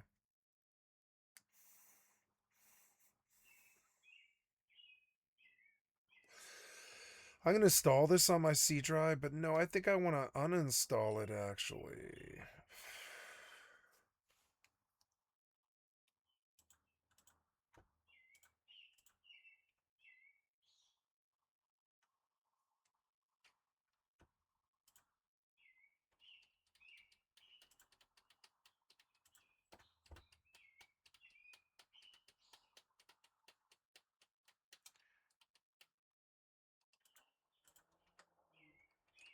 This load took a long time for some reason.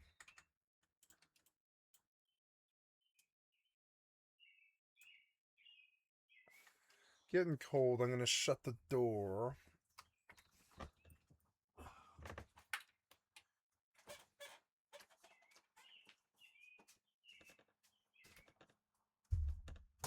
Hey, sissy, it's getting cold. You want to come inside? Yeah, come on inside, kid. It's getting cold. Hey.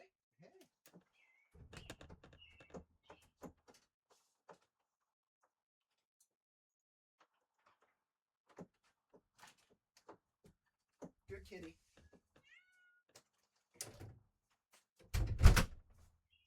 You're such a good kitty. I'm so happy with you. You're such a good kitty. I gotta tell you. Such a good kitty. I gotta say. Oh, what is that sound? Oh, it's the robot. Yeah, I was like, wait, am I being shot at? Run over here to the bush and crouch. They can't see me. Yeah. Okay, I gotta pee. Hi, kitty. Just make sure you're inside where it's warm.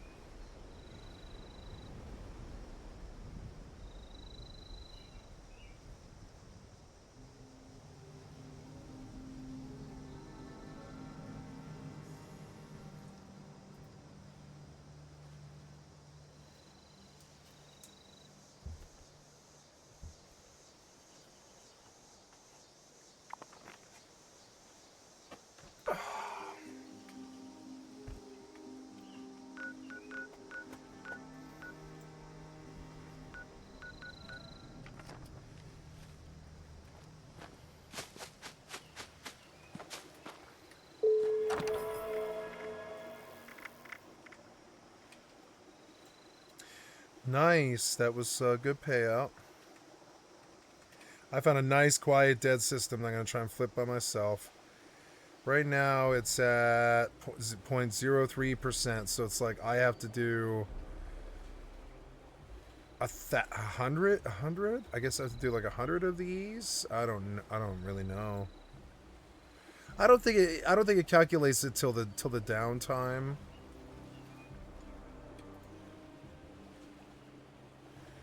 Okay, on to the Scout BSC.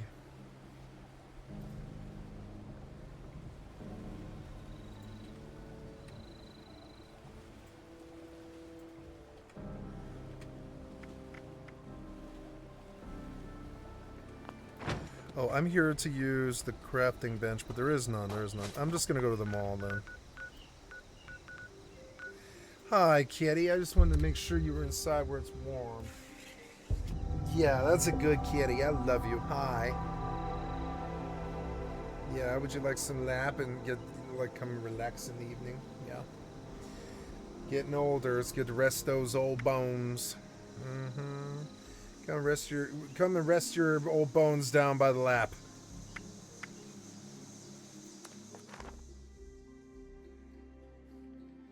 What a good kitty she is. I love her.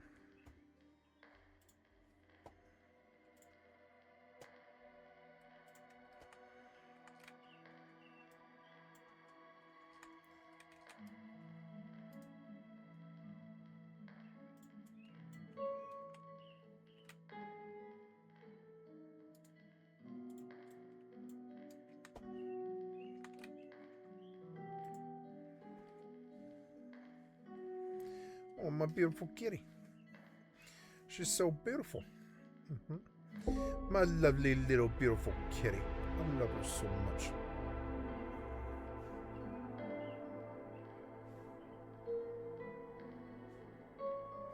Special K. Yeah. Get yourself a nice purr. Mm-hmm.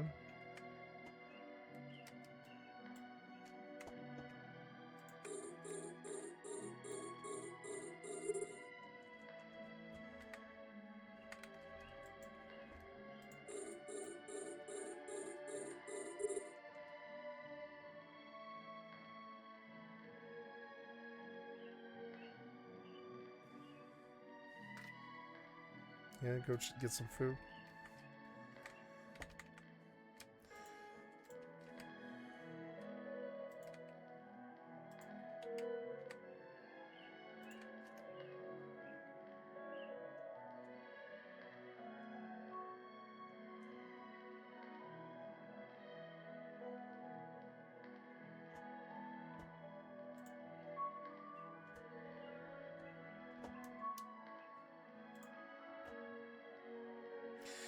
Maybe I'll buy Far Cry 5 for $8. Dune Awakening is 40% off. Says I own Dune Awakening. Yeah, right. I think we ran through this before. You think I own Dune Awakening, do you? No, but it's gonna be like, you need a license.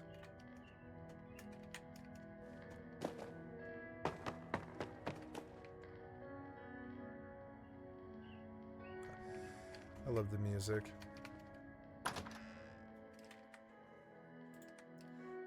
No licenses. Yeah, we've seen this before.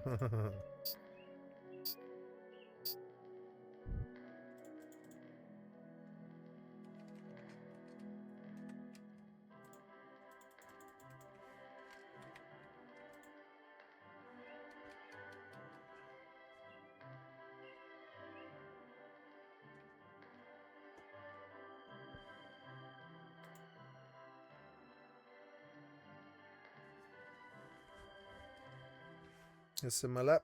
Mm-hmm. Or you could get your pad. Yeah, you want to move this stuff here. What about the pillow? You want the pillow? Yeah, you could get that pillow. How about that? Yeah? Yeah, get that pillow here, kitty. There, see, nice comfortable pillow. See? Yeah, look how good that is.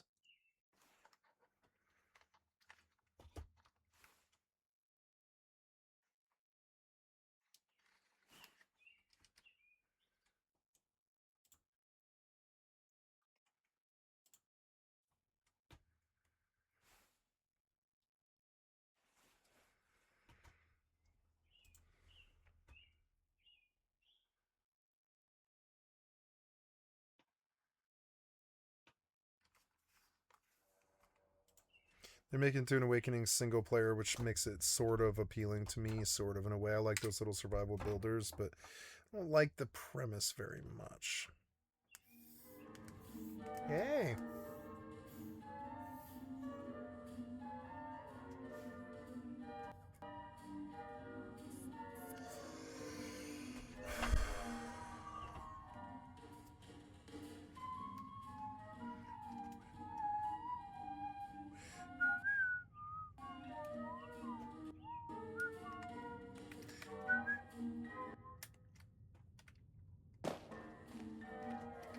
The hell was that sound?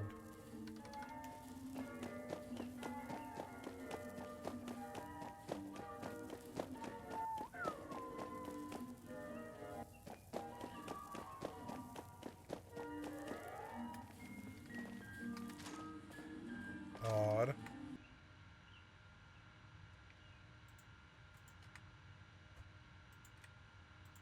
Yeah, it appears this client did crash. Oh no, wait, maybe it did respond. Oh.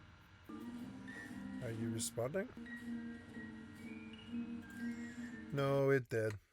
Bye.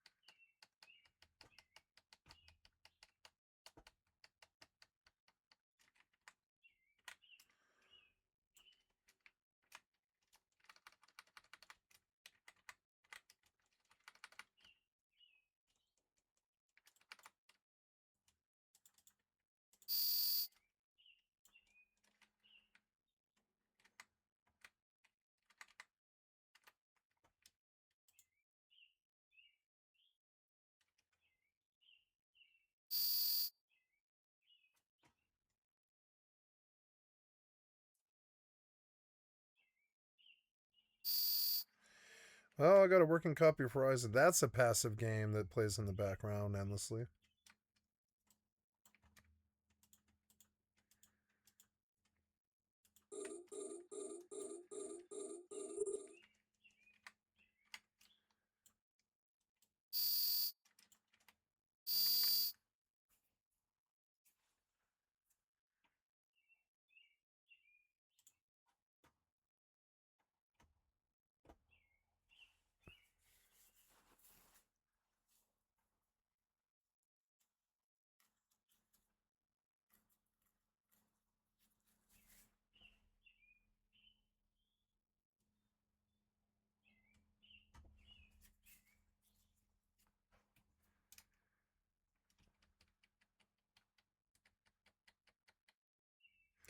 Final Fantasy 16 is 60% off, and I'm tempted to buy that. I've never not bought a Final Fantasy game.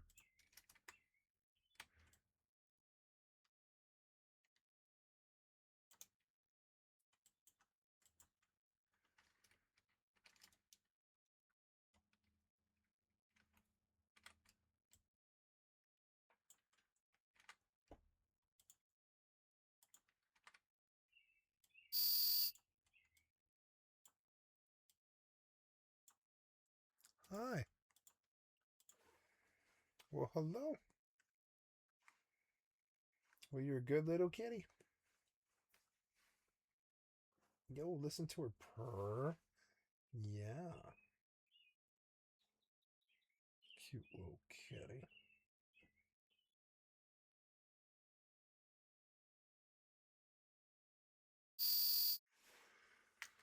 This is what I needed. I needed peaceful video games that don't stress me out all the time.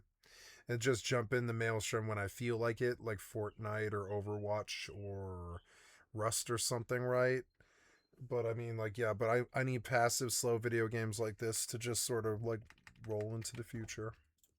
Among the most notable names were Ashley Walters, Sarah McNeely, and famously Ashley Morgan Smithline, who broke down some of the tactics that Manson allegedly used. So game is ready to play. So now we go. I'm just gonna do the setting. I'm gonna get good at doing the settings, I guess. Everything is all fucked up. This is pinned to taskbar, right? Yeah. So close this and see if the DPI comes correct. Ah, good, it did. So settings.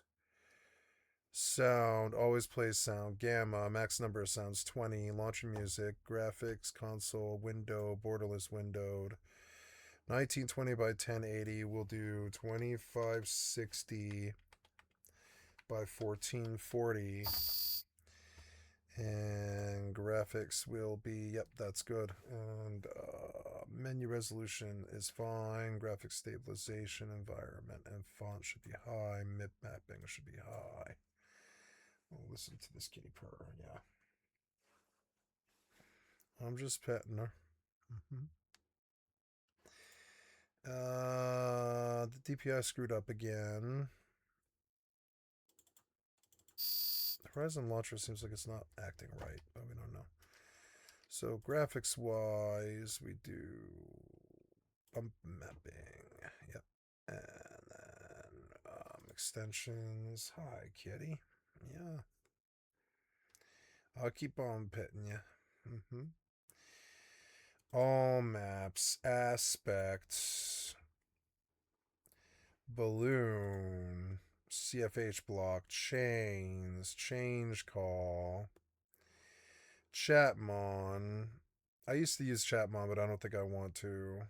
Checker, clean, CS, clock, config, craftmon, distance, draw distance, eternity, filterless, filters, FPS.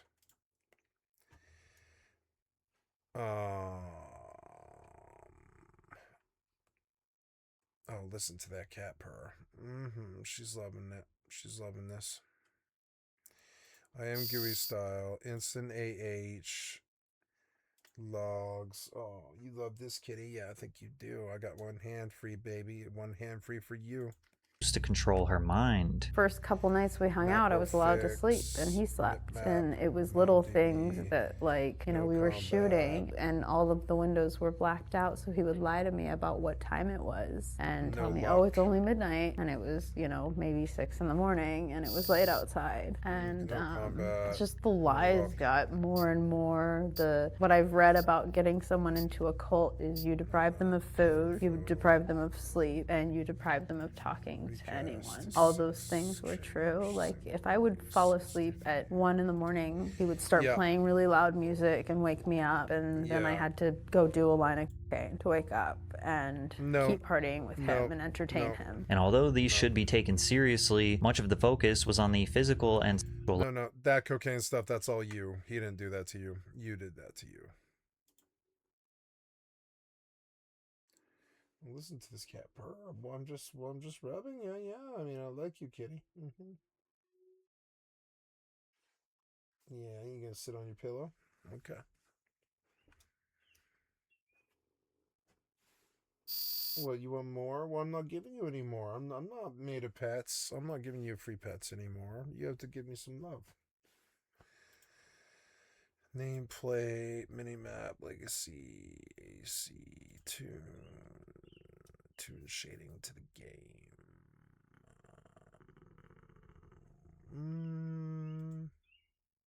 No, I don't like tune. Okay, let's just do this part of it.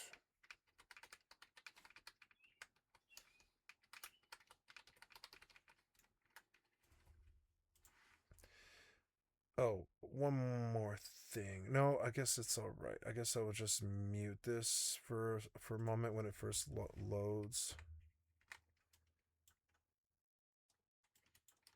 Good shit, getting this money, man.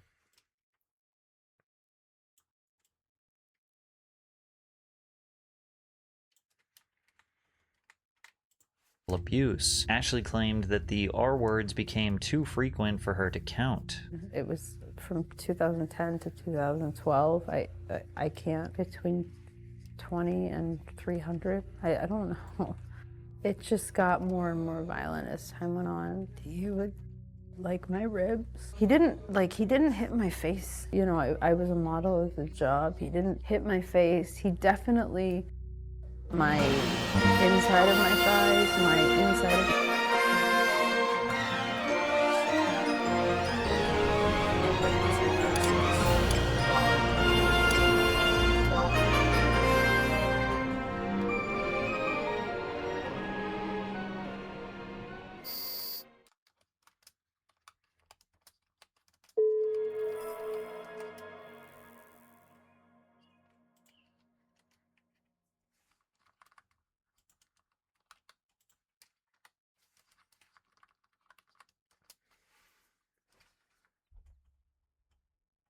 my elbows. My outer thighs have his initials into them. He my lower stomach, and he made it very clear. Oh my God. That I was replaceable, vulnerable, that I was extinguishable, that he could.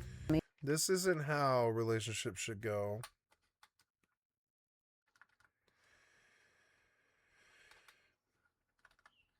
I should check my alts to make sure that they don't have sales waiting. And I'm going to pull the gill from their mailboxes. I will need to set the... in the browser, I need you to steer me to... Oh no, I guess it's not being loud.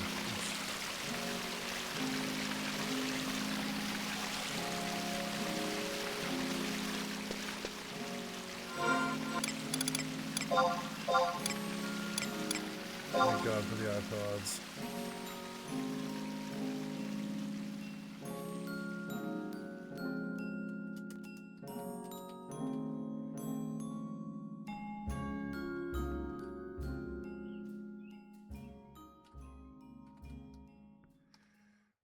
Yep, so first thing. Let's see where this installed.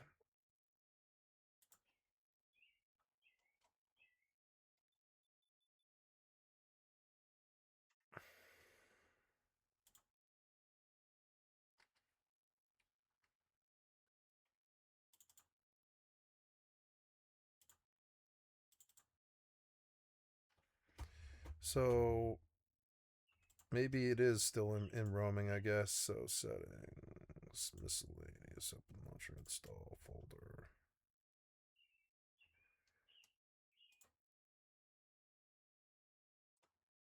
So where is my install now?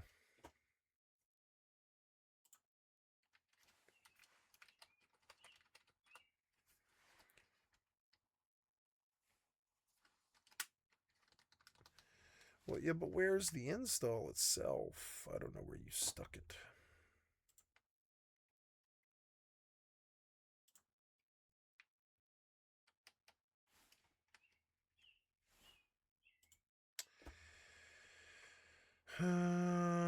I don't know where.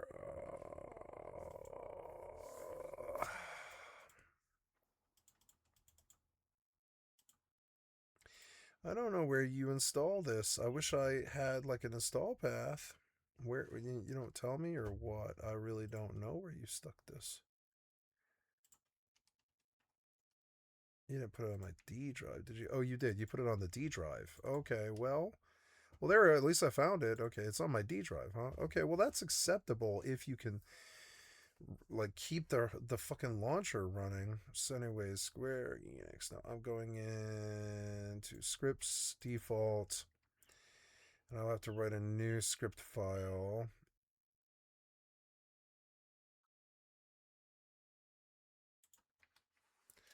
Here we go. So wait 3 FPS 1. Yeah. I think I do want to try tune. And just see how it goes. So I can always turn it off. Tune, right? Shorthand packet flow. I think I do like the mini map. Actually, I do use the mini map, and I am going to use it. Yep. And oh, one more thing: the background window resolution, window mode, window resolution. But I'm looking for menu resolution. I want 1440 by 900. I think. Yeah, that should be right. And then, so now we try that again. And I will continue to try and cap this. Oops. Oh, captured. Good. Oh, there we go. Now it's running in 60. Good. I got the plugins working and so yeah, the add-ons working and everything. There's look, tune's working, I think, which is good. It doesn't usually work. So there. Good. Oh, look, the frames are really good. 58. They're like solid 58 on this monitor. Maybe it was my monitor that was kind of fucked up. I don't know. Oh yeah, that's looking really good. That's like the best it's been in a while. So I will work on getting this game running again.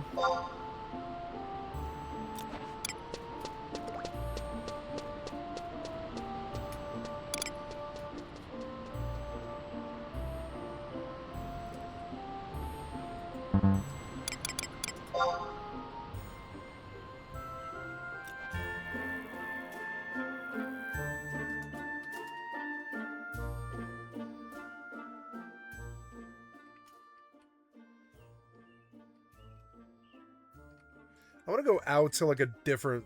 I like the music while I do this, but I want to go outside to a better zone.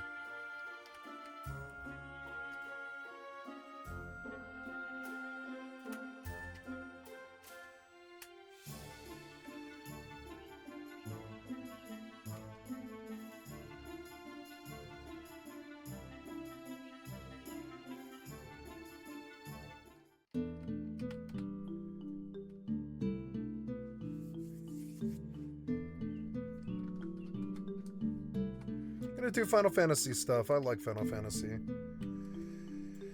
Maybe Eve, FFXI Immortal. I think I was doing pretty well with those games. I just got so bored with Immortal because I thought it was mismanaged, but I would like to support the game.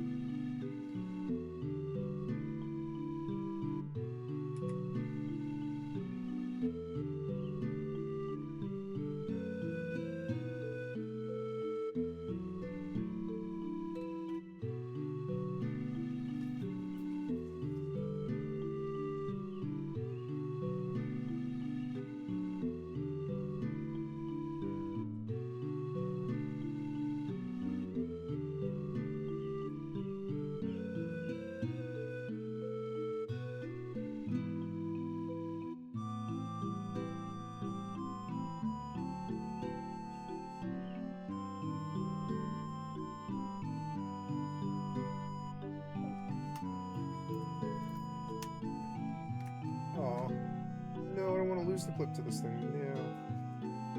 Pull it back.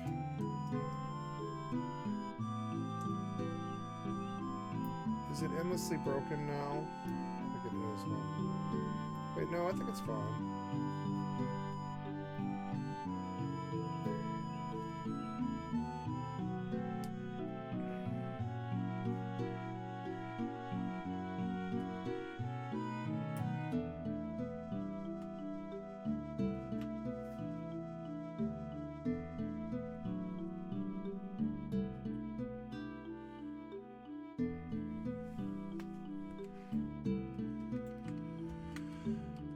Fahad. Okay, first thing we have to fix is all that stuff blocking my screen. So the XP bar, the money. Ooh, a million gil. And how many spaces I have? Yep. Then yep, and all the rest of it is good.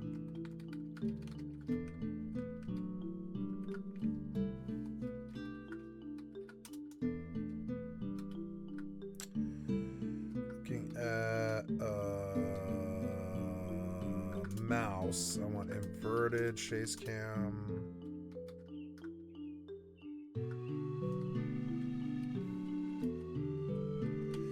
Next we go to config.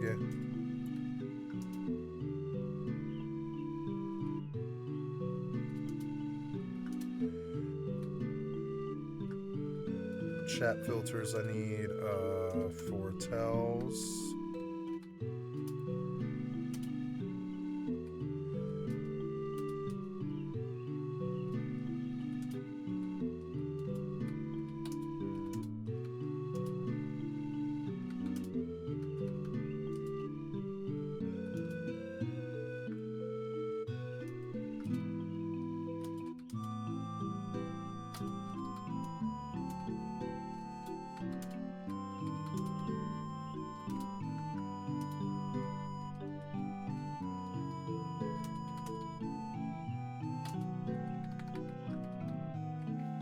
The aspect ratio.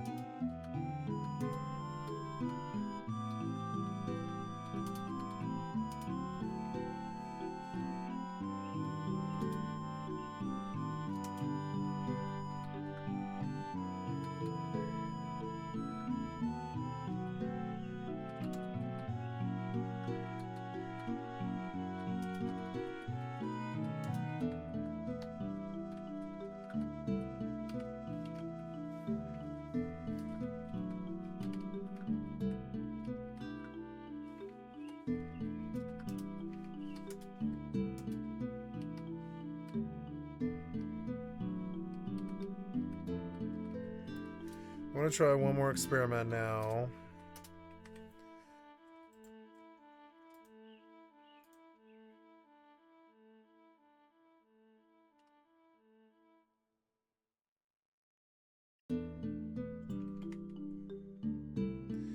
Going to try and restore my macros.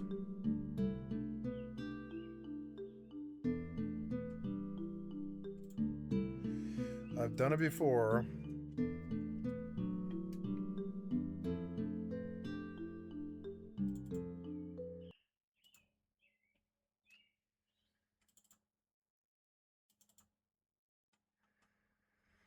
This one.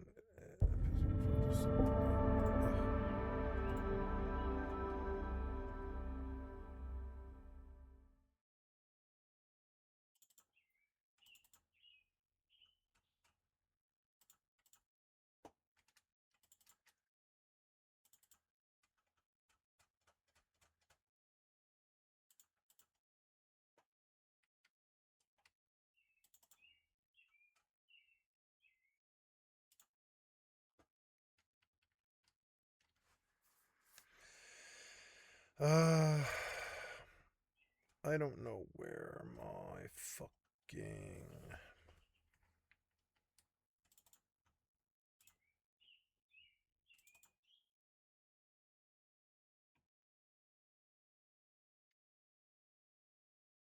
backups. Nope, it's not.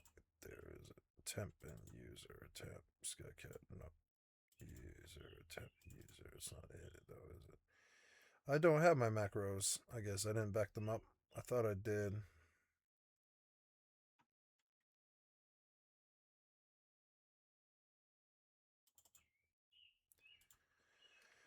I don't know. I guess I don't have them backed up, which is unfortunate. So I'll have to rewrite, which is unfortunate. I thought I could, but nope.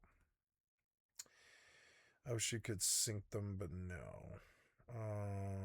Let's go launch Horizon.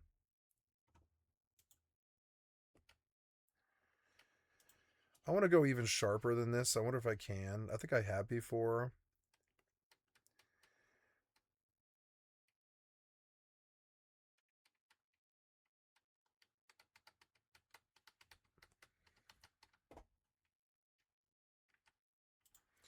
What is this? It's like 2560 times 2 is 5120.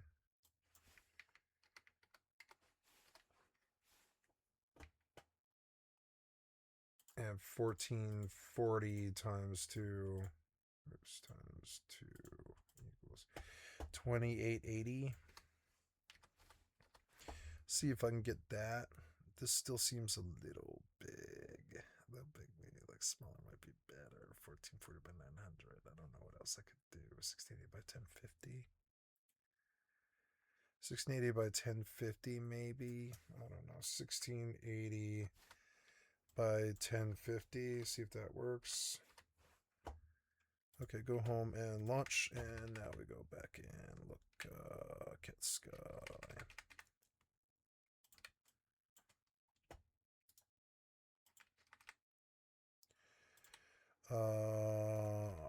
Yep. Activate. Go.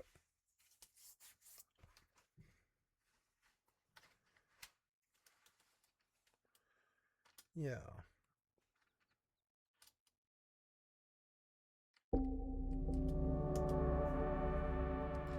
This time the FPS didn't work right. Maybe we should make it wait 10.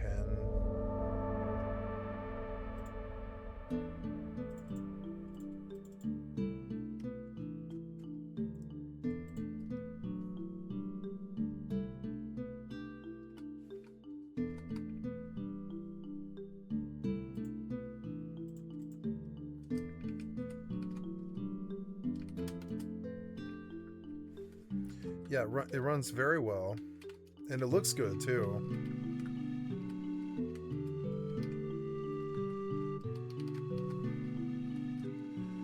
Ugh, writing macros is so annoying.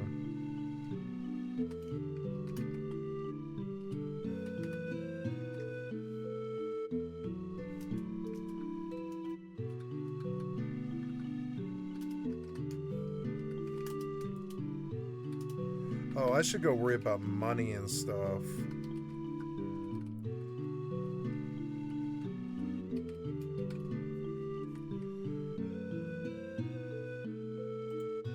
Yeah, it's running very well in high settings in Intune.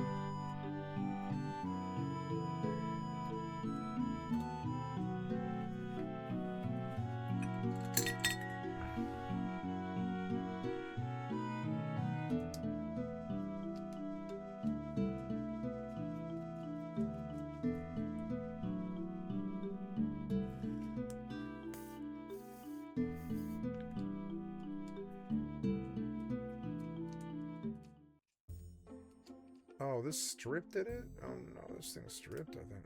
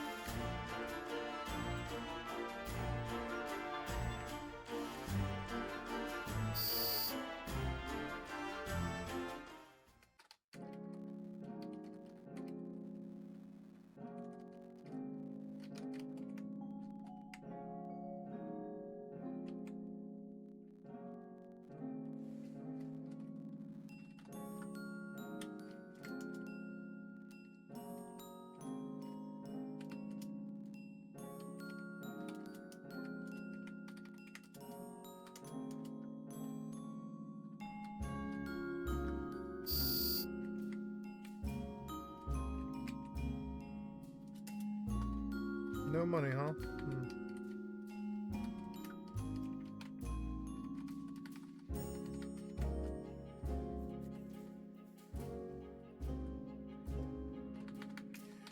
But I have a lot of money, like 104.8 it did sell. I've been able to buy things.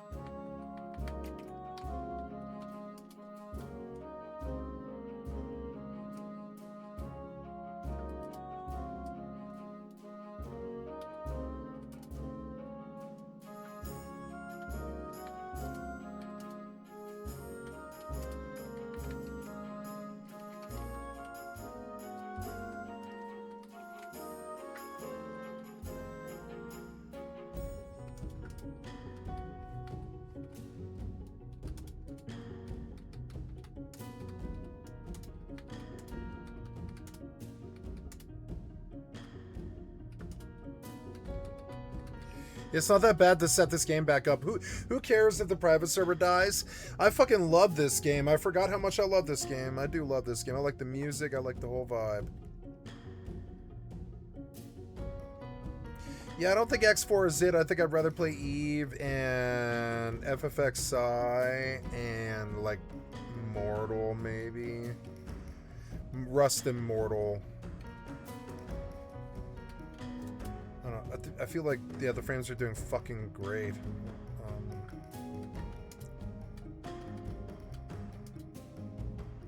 Or no, I want full.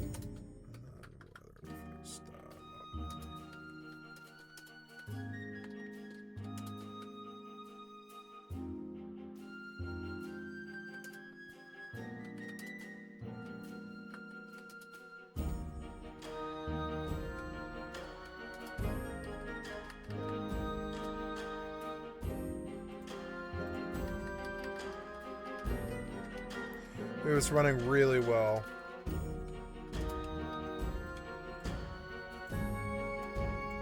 Oh no. I don't know why I'm off, but okay. At least she's ticking the side.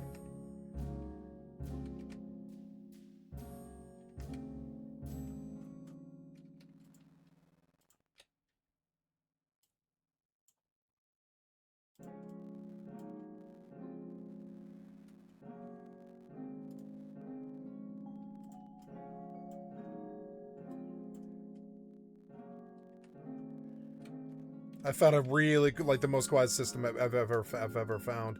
I'm gonna make so much money.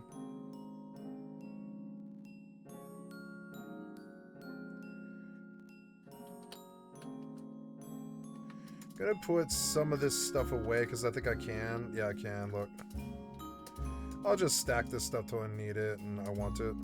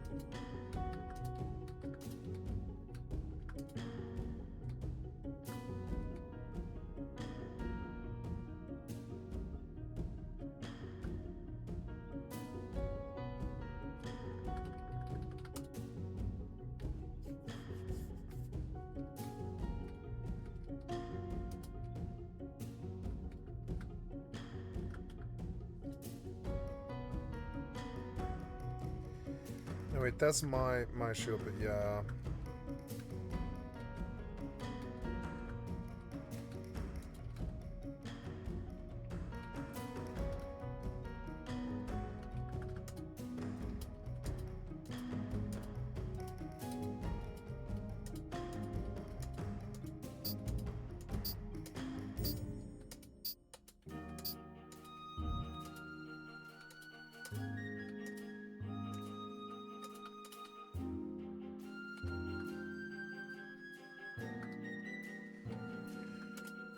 I guess I'll make my first macro and do my first bit of work, which is synthing all this copper ore that I've got.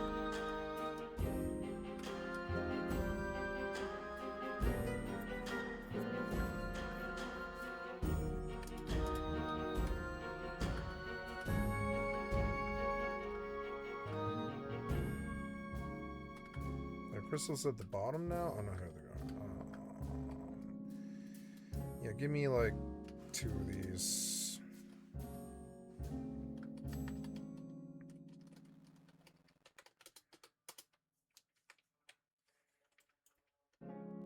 I can't believe Horizon outlasted fucking New World. That's insane. Private servers lasted longer than you. Wow. Okay, I'm gonna turn off the music now. I just wanted to hear it again. It's been a little while.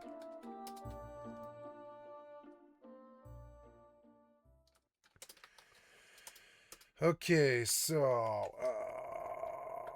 I'm going to get some fire clusters. Yep.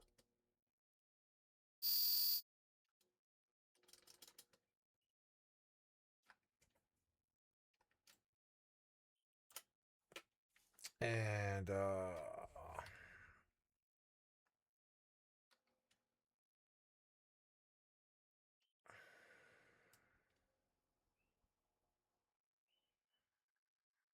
it's the same thing, but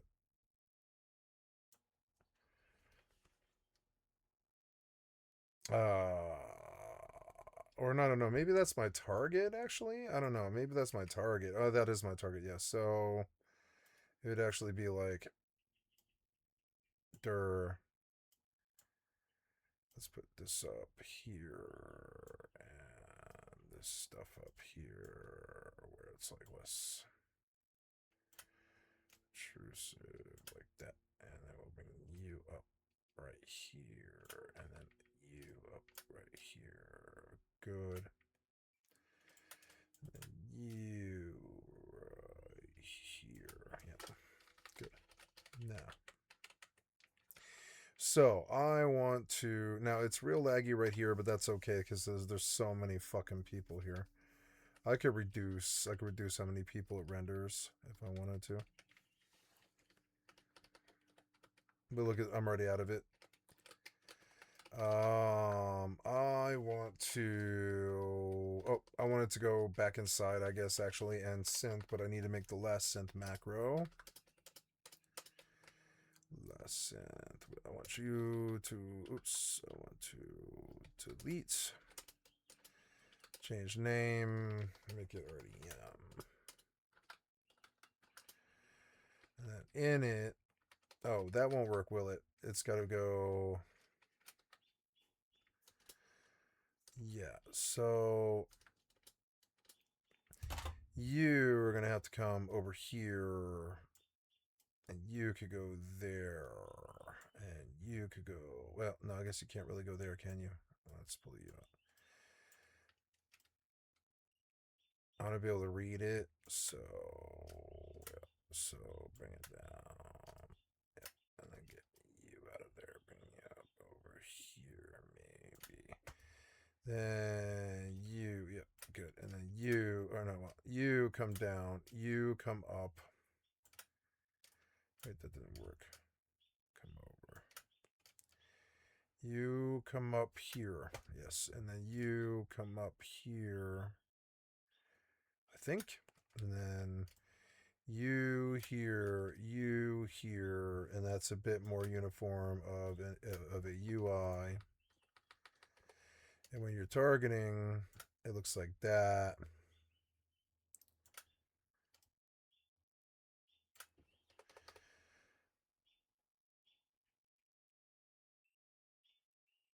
Yep.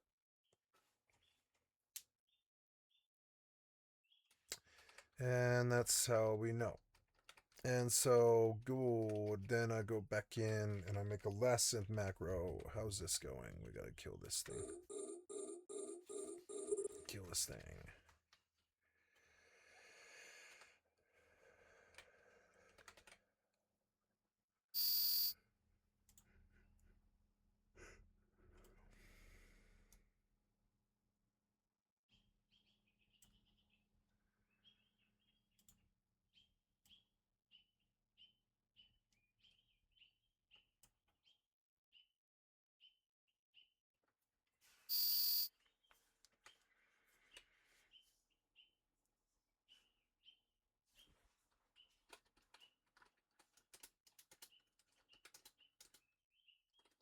Okay, so good.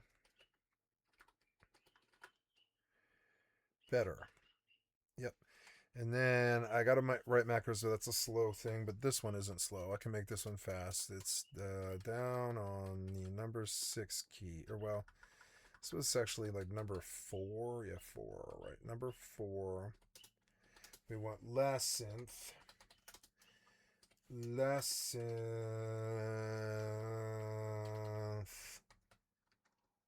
Oops. Last synth. Weights 24. Okay, copy, paste. Then I come in and I go fire crystal, copper ore, go.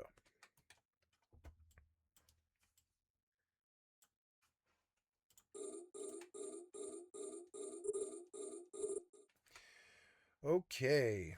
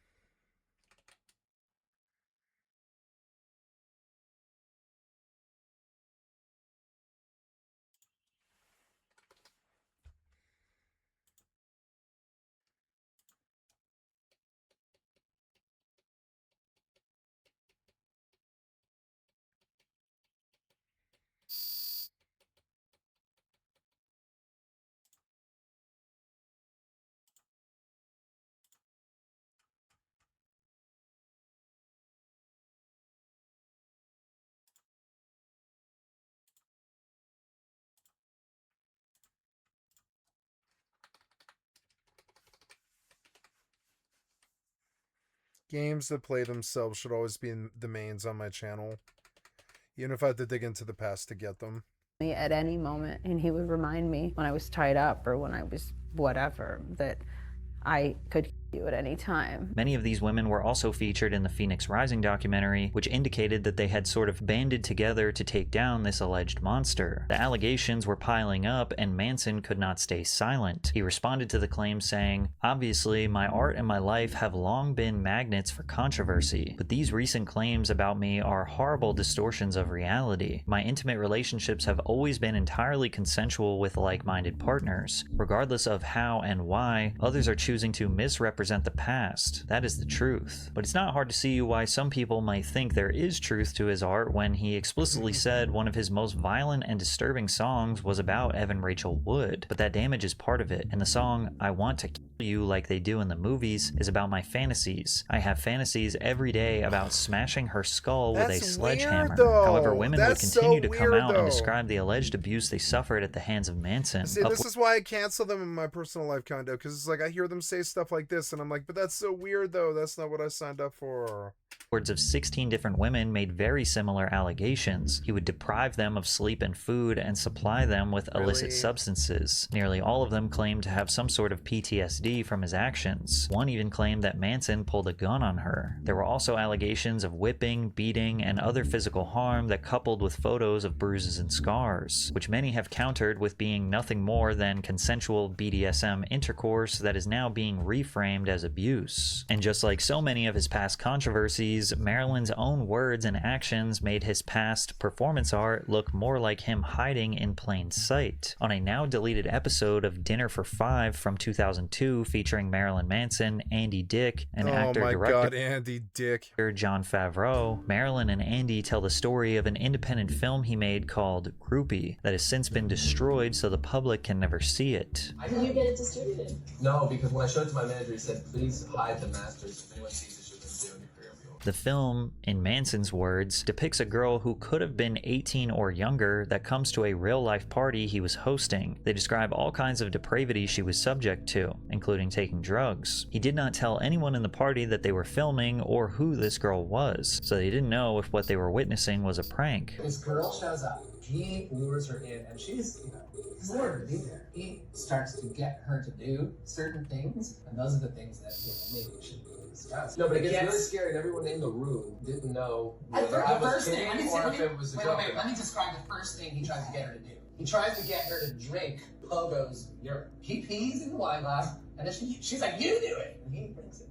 And then she finally does. I introduce a gun into the situation. It is, and it becomes really scary. I showed it to him. I was disturbed. But that was my Oh, you drank his piss? Can you imagine? People start bleeding at some point. That girl is tied up at the end and crying. A very small piece of this film was leaked in which Manson seems to have a girl on a chair, unable to move, screaming and panicking, as he emotionally manipulates her to say, "Jesus loves me because the Bible tells me so." And then, you think you're gonna get married and you're gonna have a happy family and you're gonna live. Sit down. Shut up and sit down. Sit still. Sit still. Sit still.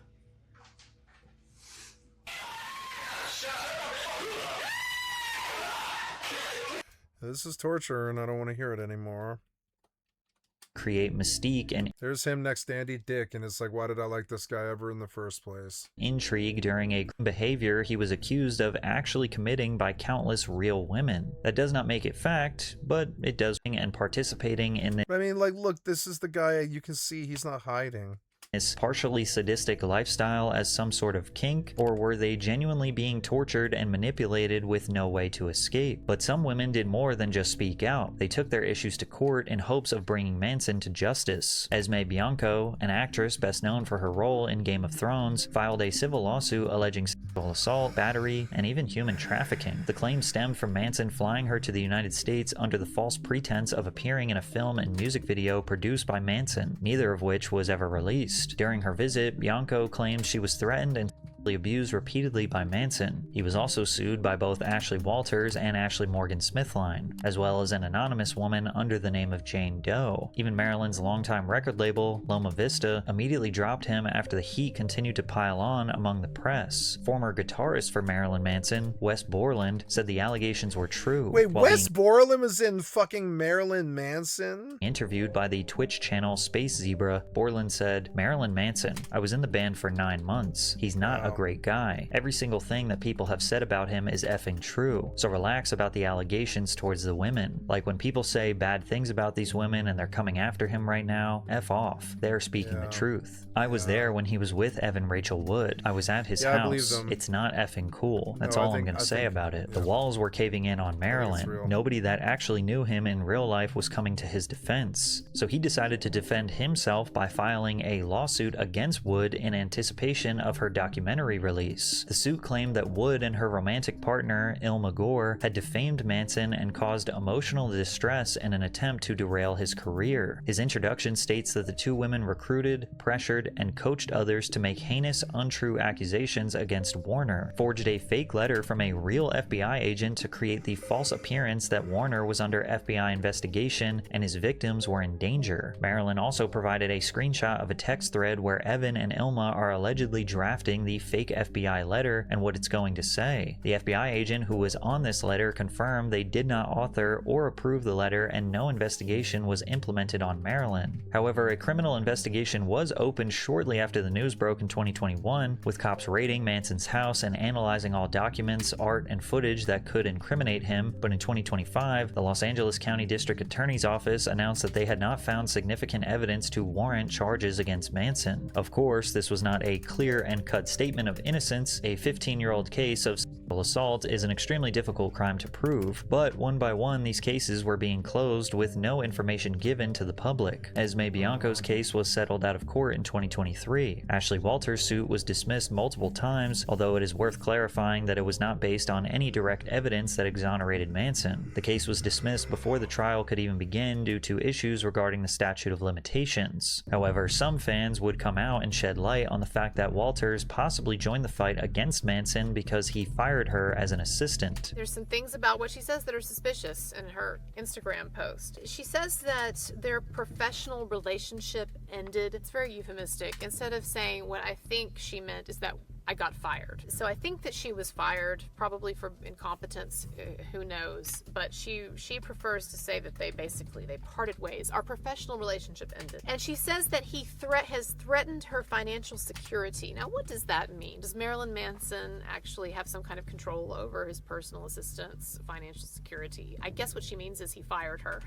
Yes, when you're fired, I guess it does damage your financial security. Additionally, the suit involving the anonymous Jane Doe was also settled out of court. But the most shocking twist that makes everyone question literally every allegation made is the case of Ashley Morgan Smithline. Her lawsuit was dismissed in January of 2023, and she would fully redact her allegations a month later. I succumbed to pressure from Evan Rachel Wood and her associates to make accusations of R-word and assault against Mr. Warner that were not true. She also went on a podcast essentially repeating the argument that Marilyn had been making, that Evan Rachel Wood was coercing other women into remembering their abusive relationship differently so her documentary would be more impactful. So say like someone takes an x-ray and says like you're missing your lung and they keep saying it to you, you then start to question like, am I missing a lung? They were like, do you remember this happening? Do you remember that happening? And I was like, no, I really don't. They were like, well, maybe you were just really high, maybe you were really drunk. And then you start to question your own reality. Like, am I misremembering this? Like, did this actually happen? They were making me question my own reality and see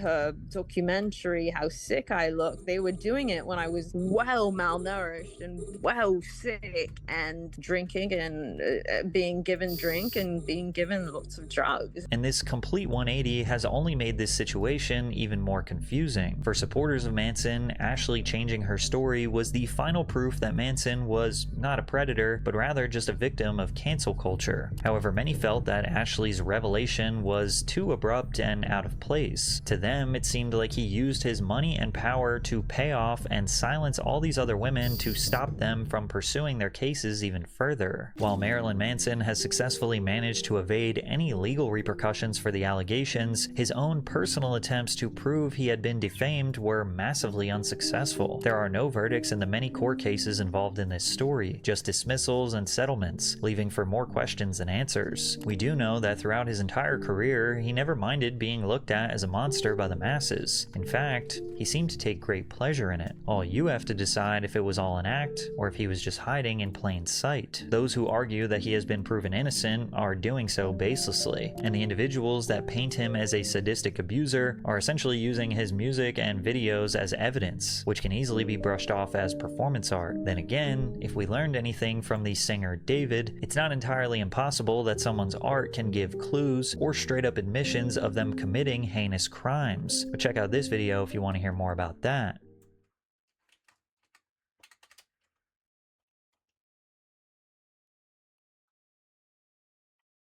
Did we finish this? No, I don't think so.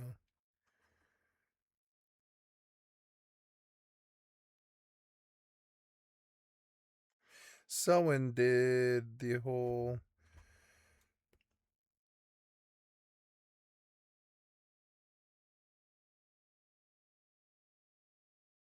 I'll do that. On December 5, it's like 2016, video game MMO related.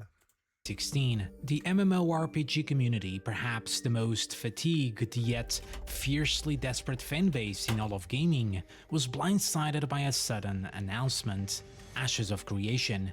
It promised a truly living world, an evolving ecosystem where every action had a consequence, a world to build, to conquer, and to discover. But the real selling point was the philosophy, a game that wasn't engineered by a faceless corporation for mass market profit, but one born entirely out of passion. Really never experienced a community quite like what MMORPGs have to offer. It's a diverse community. There's a lot of people involved. I mean, thousands of players from across the world, and it was just such a passion of mine to be able to experience that involvement in a game like an MMORPG. These devs get it. Gamers that enjoy MMOs without restrictions of a huge company. Excited for sure. Let's make MMOs great again. But behind the grand promises stood an architect with an interesting past. Stephen Sharif, the man who positioned himself as the savior of the genre. I'm personally funding the project to completion. Held a web of secrets. What began as a community's final hope would unravel into a toxic multi-year saga of shifting promises, aggressive monetization, and ultimately a brutal corporate implosion. A disaster defined not by bad code, but by multiple lawsuits, hundreds of employees out the door, and a desperate, back-against-the-wall Steam release that exposed the truth. This is the story of Ashes of Creation and how the savior of the MMORPG genre became its most expensive tragedy. I've been on the other side of that screen. I've seen companies come to Kickstarter and promise the world and either under-deliver or just don't deliver at all. But the reality is we're not those people.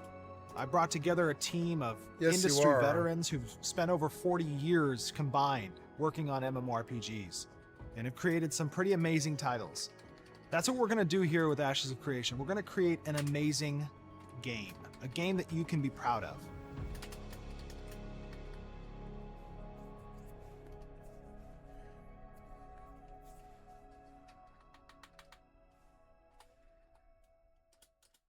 By the mid-2010s, what was once the frontier of digital-human interaction had evolved into a corporate graveyard.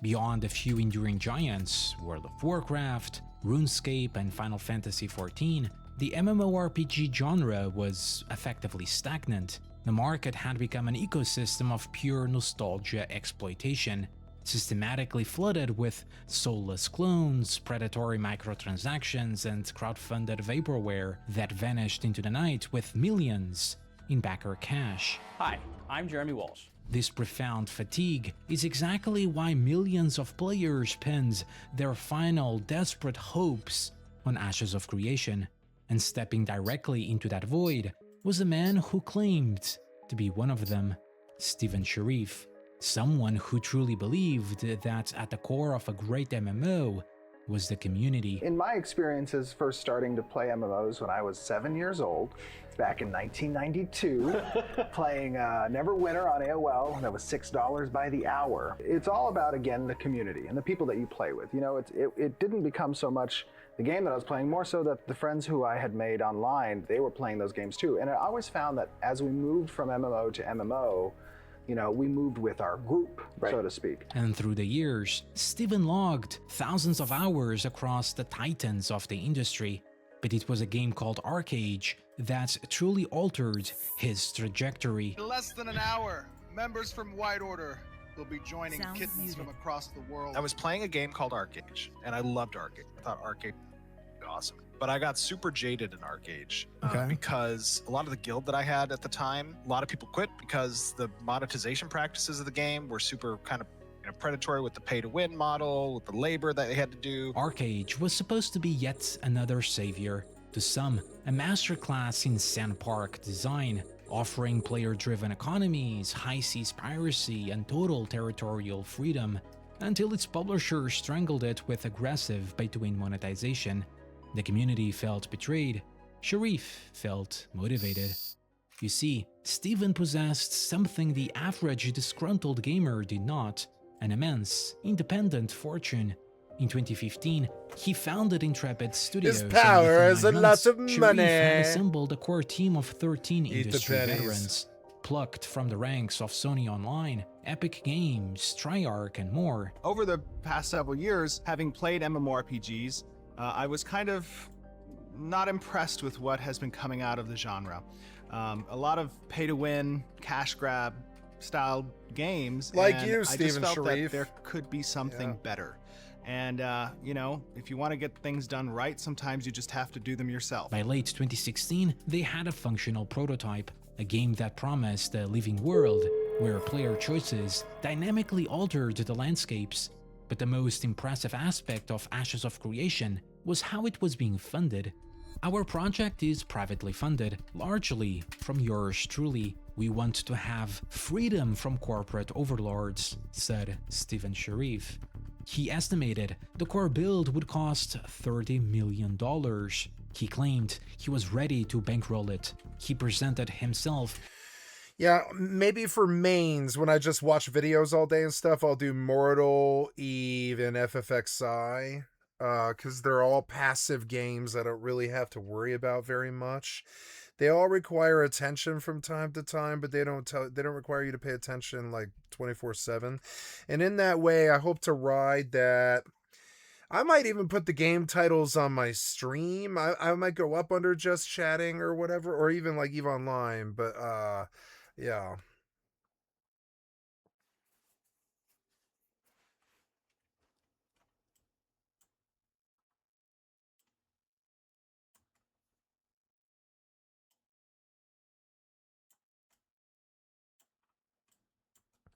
Okay, we captured and we have withdrawn. Okay, so we're going back on to the next thing here.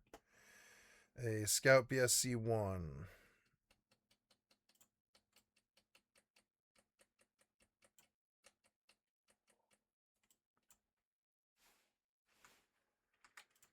As the ultimate anomaly in modern gaming, a wealthy, uncompromised purist using his own capital to shield his developers and gamers from corporate greed.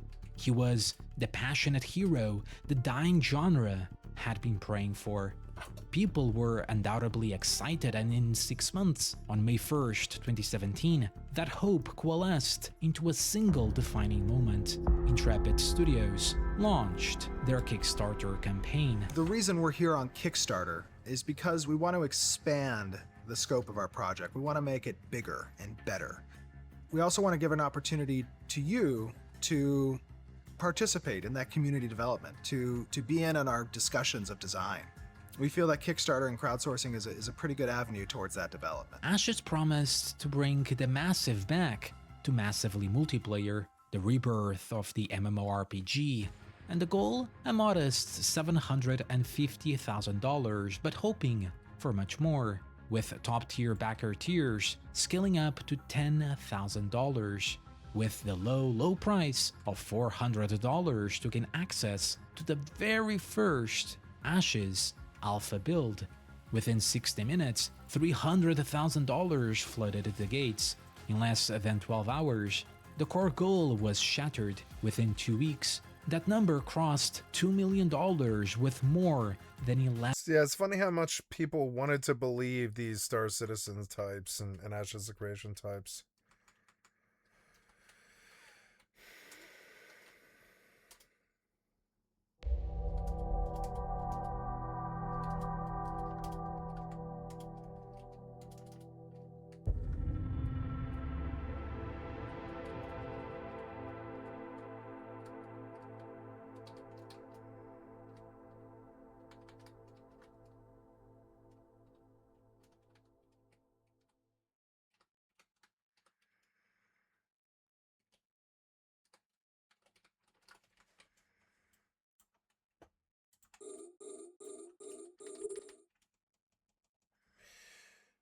No one's come in this local all goddamn day. I think I've found a place to make some real goddamn money. I'm gonna make some real goddamn money here. I'm gonna turn this system by myself. I've been fucking running all day. It's addictive to me. I love faction warfare. It's like campaign battle, but way better.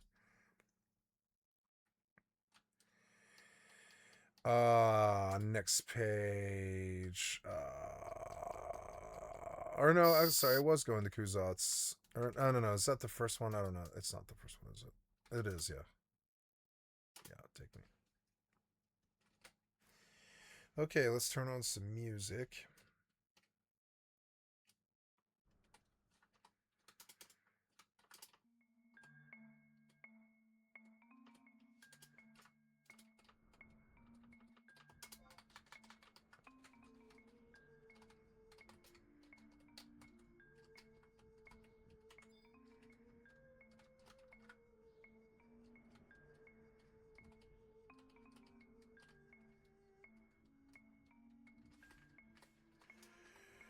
I need a buff macro, which is going to be like MA protect 3, I think. I don't know. Let's go see what spell she's got.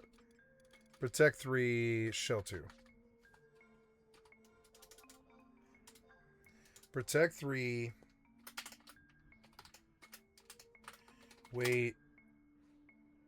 7, I think.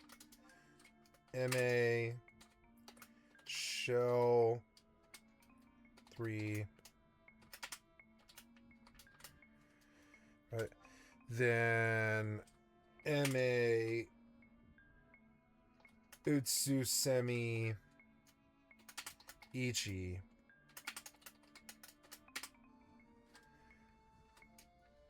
Oops. Wait, 7. Wait, 7. Then, let me think about that. Yeah, that's all. Let me think about that. This is Semi-Ichi. Blink.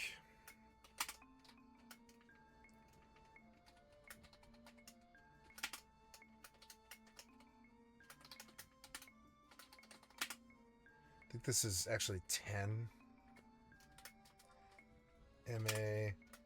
We could just copy at this point. Stone skin, finally.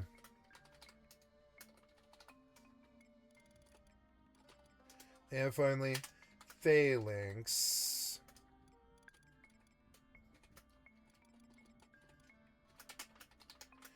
Yeah, and that's the whole shebang for buff. Right, and then battle buff is like regen, haste, refresh,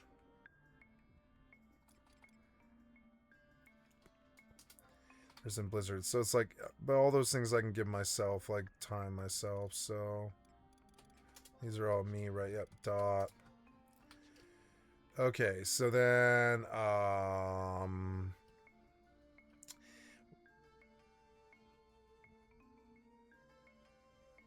don't know what the rest of them should be. I don't know.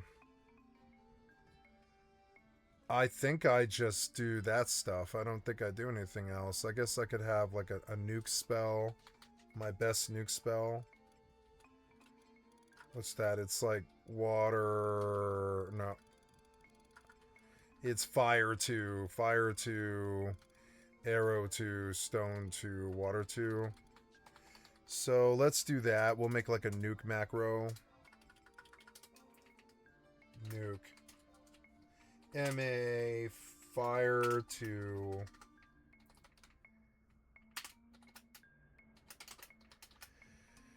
Weight 7. I think it's 7 now. It's probably 8. Weight 8. And then we're going to go copy, paste, paste, paste, paste. And it's like fire, arrow, stone, water, and Blizzard 2, I think. I don't know if it's Blizzard 2. I don't know if I have Blizzard 2. I'll have to go see. Water, stone, thunder, but no, I don't have Blizzard 2 yet. It's arrow 2, stone 2, water 2.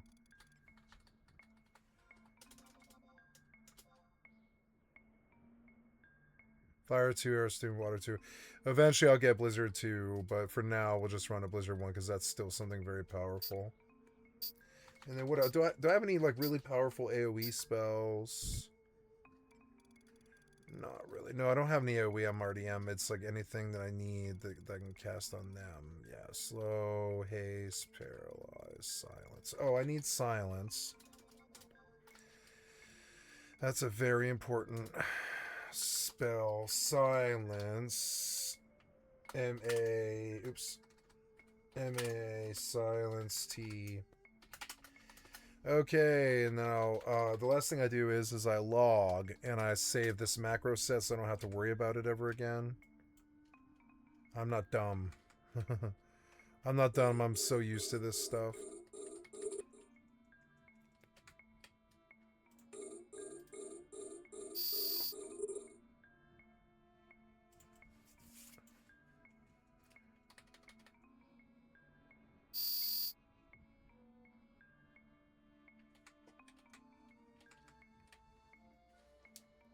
Yep. And I'll log her out so she saves the macros and all this stuff that I did to the UI and all that. Like, wow, you wanna save all your work basically, and that's a relog. I have black screen, so I'll have to reload, unfortunately.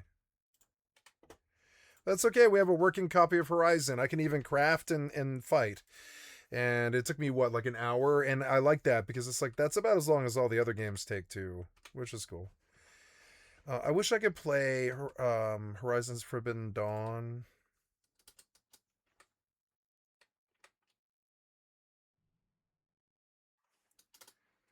Yeah, it is 10 seconds, huh? It's like 10-second load in, yeah. Oh, look, I missed my Mithra. I missed Mithra. 11,000 backers. One of the fastest funded projects of all time. The frenzy was driven partially by 4 pillars meant to revolutionize the genre. At its center was its most unique and fascinating feature, the node system, a dynamic world mechanic where player settlements evolved from small camps into massive metropolises based on localized player activity. There are tons of nodes throughout the world, and each of them has a zone of influence. This zone of influence captures all the activity of the different players doing different things. It could be crafting, it could be fighting, it could be gathering. Anything that might give you experience is something that the node's going to be paying attention to. And as you level up your character, the node levels up with you. And as it levels, more and more civilization gets attracted to that area. The PvP, massive unrestricted guild wars, and server-wide castle sieges. Our castle system, our sieges against nodes, the caravan system, battlegrounds that exist, guild wars. We want there to be a meaning to this conflict. We want players to actually have some skin in the game when it comes to participating in PvP. If you own a home in a node and you don't want to see that home destroyed, you need to defend that city. The player-driven economy that would drive the world and force player interaction. The global auction house isn't something that you're going to find in our game at the early stages, or maybe ever. Rather, you're going to have to go to a town. You're going to have to buy, sell, or gather whatever you want. What this creates is a competitive advantage, much like we have in the real world. Some towns, some areas are going to be better at certain things, some are going to be worse at some things. But the important part is that you get to play a role in who's better at what and who's worse at what. And lastly, the narrative, a shifting story landscape shaped entirely by the choices of the server's populace. Each server will tell a different story, and this story is going to be told by the players. You're going to experience things differently when it comes to what bosses you've encountered because of how the world develops and how you have developed it. It was an intoxicating, ambitious vision. Everything most MMO players craved for a new yet old-school generation of MMOs. What other game you could have a massive, living, malleable world with huge PvP and PvE events, sailing the seas on your ship, on your boat, housing, evolving towns, and so much more. And while AOC could easily slip into vaporware or even scope creep, the Ashes team made it sound like this time would be different. Sharif was especially adamant about two things: how he would use his own personal funds and what exactly the crowdfunding money would go towards outside the stretch goals. I intend to use those funds to bring additional team members who can focus on building the game. I am primarily self-funding the project, but if necessary, I've made some very good friends in my previous business endeavors who are dying to invest. An interesting statement, which brings us to Steven Sharif's past and how exactly he came to acquire that said fortune. Hey everybody, I was challenged by TJ over at Zango Corporate, a good friend, to do the ALS Ice Bucket Challenge. 24 hours after launch, a Reddit thread went up titled, "Ashes of Creation could be a pyramid scheme." The poster claimed the entire project might be a scam. How 13 developers wouldn't be enough to tackle a project of this scale. Many of them were inexperienced, and how Intrepid was bypassing traditional marketing budgets through a highly aggressive and unconventional referral system. A referral program many thought resembled a pyramid scheme. You see, Ashes of Creation was taking hype and word of mouth to the next level. Much like affiliate codes, such as Amazon, players could sign up to share a unique code. If a referred user registered and spent money on the game's future monthly subscription, yes, there would be a subscription, premium cosmetic shop, or any other purchases, the original referee received a 15% kickback. Crucially, this wasn't just in-game credits, Intrepid bucks, towards the cash shop or the subscription, potentially playing the game for free. It could be withdrawn as cold, hard cash. That is, only when the game officially launched. For example, if you referred 3 players who spent $100 each, you then earned $45 referral credit. These players could then refer to others, and on it went. Without the players, the MMO doesn't exist. Exactly. And for the players taking on that responsibility and bringing the community with them to a game, they should be compensated in some way, shape, or form, or rewarded for that. And I think that our referral system really goes to rewarding our players for helping us to organically grow this game. It was a brilliant strategy to bring attention to the game, but not exactly a pyramid scheme, though inspired by one.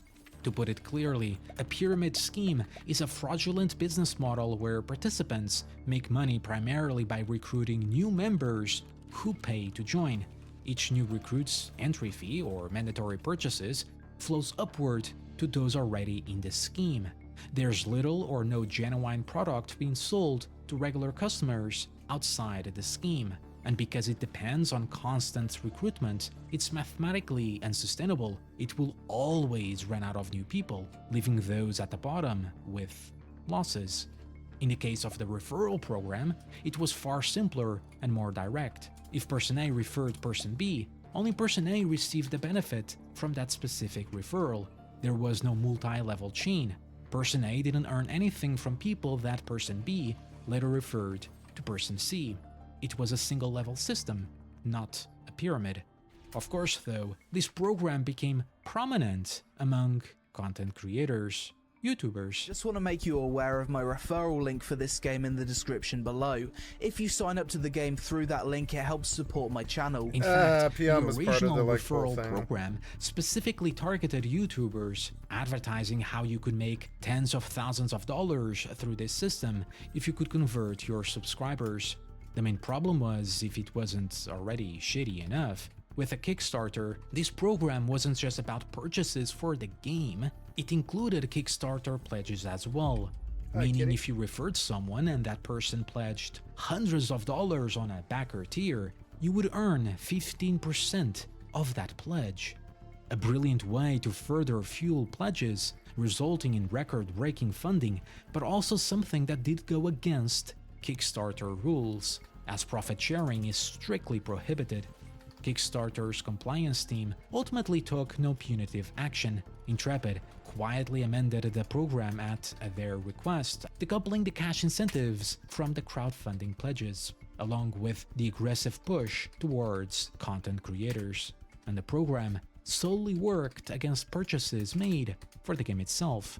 But for those who dug deeper into Steven Sharif's history, the referral program wasn't an innovation, it was a signature style, and for that, we need to talk about MLMs, multi-level marketing. Why Herbalife? Because you get to be your own boss, earn extra money, work from home, raise your own children. You can name your own hours, make part-time or full-time money, paying the bills. Share this video with 10 people that you care about, that you love, that you adore, that you admire. 20 people, 30 people, come on, what are you waiting for? 100 people, share with everybody. They want what we have. We got it. Steven Sharif didn't make his fortune in software engineering and game development. He was actually an entrepreneurial genius since he was 15 years old. I was a little bit of a go-getter at a young age. 15, 16, I started, my first company. I was doing marketing, doing like radio co-ops and stuff. In these talk radio stations, he attempted to sell nutritional drinks, of which he was very successful, and by age 18, Sharif was an elite distributor for Zango, a multi-level marketing corporation that generated billions selling a botanical beverage known as mangosteen juice.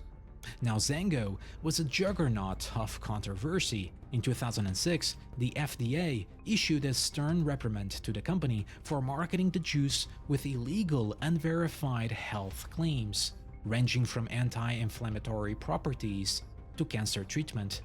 It was, by almost all medical definitions, high-priced snake oil. But the product didn't matter as much as the structure did. Simple, generous, rewarding, and global. Whether you're 18 or 118, you're welcomed here. This frisky bunch represents a movement we call MB30, which stands for Millionaire by 30. Unlike in a pyramid scheme, multi-level marketing (MLM), the majority of the revenue should come from actual product sales to outside customers. Let's say you signed up 3 friends. Okay. And then you and I. So you're a bullshit artist. Sign up their 3 friends. Okay. And get their $700. Okay. Now there's 9 people there, right? Then we help those 9 people sign up their 3 friends, and they get a $700. So everyone kind of gets their money back. Zango, however, operated in the gray area many critics called pyramid-like. heavy emphasis on building a massive downline, with distributors pressured to buy products themselves to qualify for commissions. It's not an illegal pyramid scheme, it's a direct selling network marketing company. Is it shaped like a pyramid, the business structure? It's shaped like a pyramid, yes. But you're saying it's not an illegal pyramid scheme? It's not an illegal pyramid scheme. Sharif and his mother, Sharon Sharif, operated at the absolute apex of this pyramid. Their marketing operation was a runaway success, netting a staggering $350,000 a month. Stephen was so successful at this that at 24 years old, he moved over to real estate, and by age 28, Sharif was independently wealthy, retired, and looking for a legacy. This past isn't exactly a secret. Stephen himself was quite open about it, and while the referral program wasn't exactly like an MLM either, you can see where the inspiration came from. Ultimately, it did open a question: if there was a financial benefit to content creators to positively share and validate the game, at what point does their critical objectivity become compromised? Not only that, sitting at the apex of this entire machine was Stephen and Intrepid Studios. While sure, it was technically free marketing, it was also a system where those with more power and reach were benefiting from those further down the line. But it didn't end there, because the deeper you go, you'll find that Stephen brought that exact MLM circle of trust to Intrepid Studios. His husband, John Moore, who also carried deep operational ties to the Zengo empire, was installed as Chief Financial Officer, CFO, and along with him was a third unannounced member in the foundation, a name completely hidden from the public during the Kickstarter hype, whose true involvement would only be dragged into the light during the legal warfare of 2026. Tom Alkazine.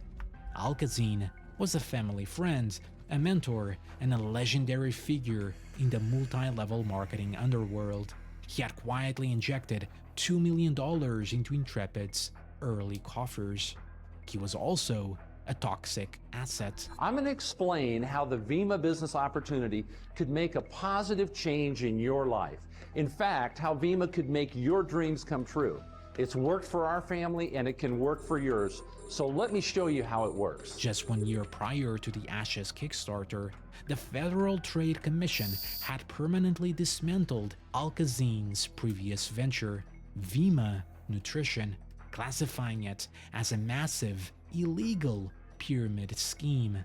Alkazine and his wife settled with the federal government for $1.2 million and were slapped with a lifetime ban from the MLM industry. Yet another MLM connection would draw further scrutiny into the project, and so in 2017, none of this information was made public. Even so, for internet conspiracy theorists, the evidence presented was enough. This could be a scam. For most, however, despite the shadows in the ledger, the community chose to believe. After all, at the time, Stephen reiterated again and again, the project is being funded by myself currently. The alternative to not believing was too depressing to face. The genre was starving, and Sharif's dispassion in interviews felt undeniable. I'm planning on making massive games, putting massive back in MMOs, honestly. You know, we want to make it all about the player having agency over the direction of the narrative in the game, and just bringing this massive raid idea back to open worlds and non-faction based decision-making processes. And we know the pitfalls. We know how to navigate these dangerous waters. What makes MMORPGs so risky for other studios to endeavor on these kind of innovative ideas, you know? We're here to do that, and we have the people that can get it done. He was a millionaire gamer, using his own wealth to fight the corporate machine. Why care where the money came from if it was being used to build the promised land?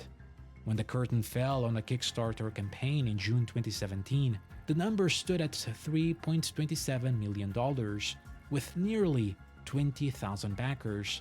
It was one of the highest funded MMO campaigns in history. Every stretch goal was met. Hype was a commodity, and Intrepid capitalized it immediately. They transitioned crowdfunding directly to their own website, selling exclusive backer packages as high as $5,000. We'll be running this summer crowdfunding on our website until July 21st, and we're treating it as an extension of our Kickstarter campaign. This means that anyone who participated in the Kickstarter campaign will continue to accrue backer rewards from the summer crowdfunding campaign. The studio's official timeline was definitive. A beta release It sounds by December 2018. It kind of sounds like. I don't know what happened here. Or, oh no, are you leaving? No, don't leave. Like, no, you left though. Why are we far away? Nope, come back to here. Come back here.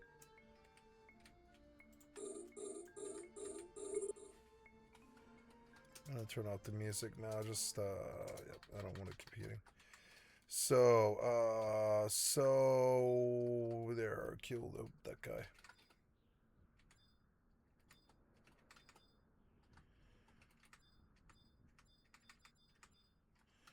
Boso. Let's give him a cure 4.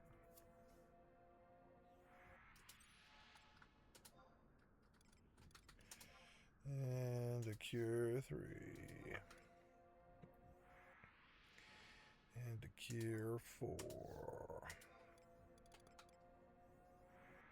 And a protect 3. And a shell 2. I can't give him a haste, can I? Oh, I can. Very good. There you go. Yes. Yep. Now I'm going to convert and cure 4.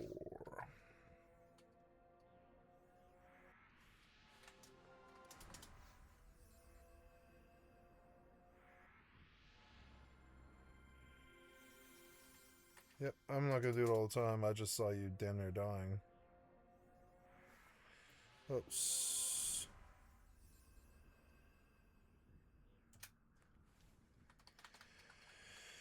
Okay, gonna sit down here once I get a regen buff or refresh buff. Here we go. Refresh buff.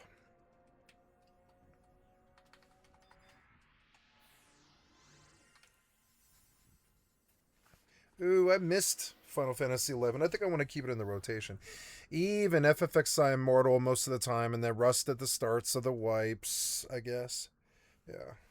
And,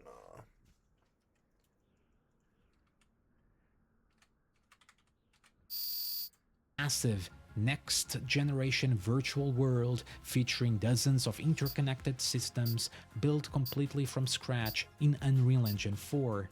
It was an impossible promise, a deadline engineered by marketing minds, completely disconnected from the brutal realities of MMO development. The money, however, was secured, the crowd was waiting, but as the calendar ticked towards 2018, the dream was about to collide with a decade of development hell. When I created the studios and began this project, what was paramount to me was creating a game that gamers could be proud of. Getting rid of the pay-to-win mechanics, the predatory practices of monetization that have gone to ruin games we have loved in the past. We need your help in building this MMORPG, and we cannot do it without you.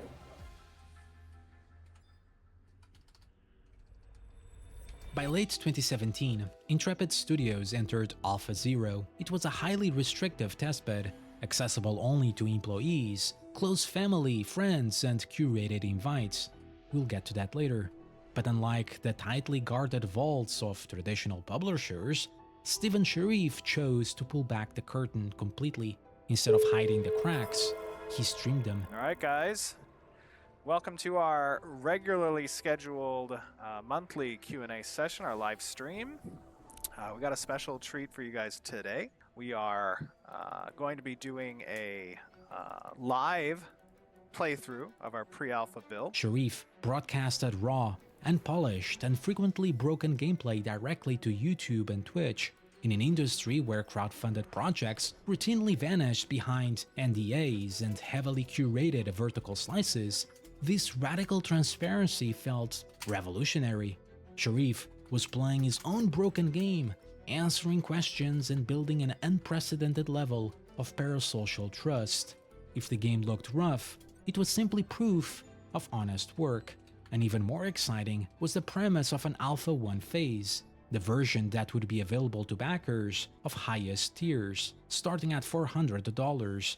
But not only to Kickstarter and summer crowdfunding backers, despite a clear warning that rewards wouldn't be available past the June summer crowdfunding, packages kept being sold on their website to further fuel development. To secure a guaranteed slot in the upcoming Alpha 1 phase, players willingly laid down $500 for the Intrepid pre-order package. This would continue to prove to be part of an extremely predatory cosmetic and backer system. More on that later. And at PAX East in April 2018, Sharif took to the stage to announce. We're happy to announce that first phase of Alpha 1 will be launched early in Q4, this fourth quarter of 2018. And by July, he confidently proclaimed that Intrepid's ranks had swelled past 100 developers. The scope was staggering, the team kept growing, the money was flowing. But then came the pivot. In August 2018, backers eagerly awaited their first taste of the revolutionary high-fantasy MMORPG. This testing phase wasn't the full features, but a testing ground for the game's action combat. However, players were handed something else entirely: Ashes of Creation, Apocalypse. It was not an MMORPG, it was a standalone battle royale. Effectively, instead of just delaying the testing phase, they decided to turn it into something usable. So, we are announcing that Alpha 1 Phase 1, the Battle Royale... Why did you waste time on a Battle Royale, you thief? Castle Siege mode, as well as the Horde mode, will be a side arena mode referred to as Ashes of Creation Apocalypse. To the community, it smelled entirely of corporate trend chasing, a distraction nobody asked for. In September 2019, Apocalypse launched into Steam Early Access, and it plummeted into instant obscurity, scraping together an embarrassing peak of just 832 concurrent players. The community was indifferent, but the corporate execution was alarming. Despite being a bare-bones testing tool for a game that did not exist yet, Apocalypse was aggressively monetized. It featured a fully functional digital storefront, premium cosmetics that would be usable in the future actual MMO, and a seasonal battle pass. Yet another red flag to the ever-growing pile. People were undoubtedly angry, claiming Steven was out of touch.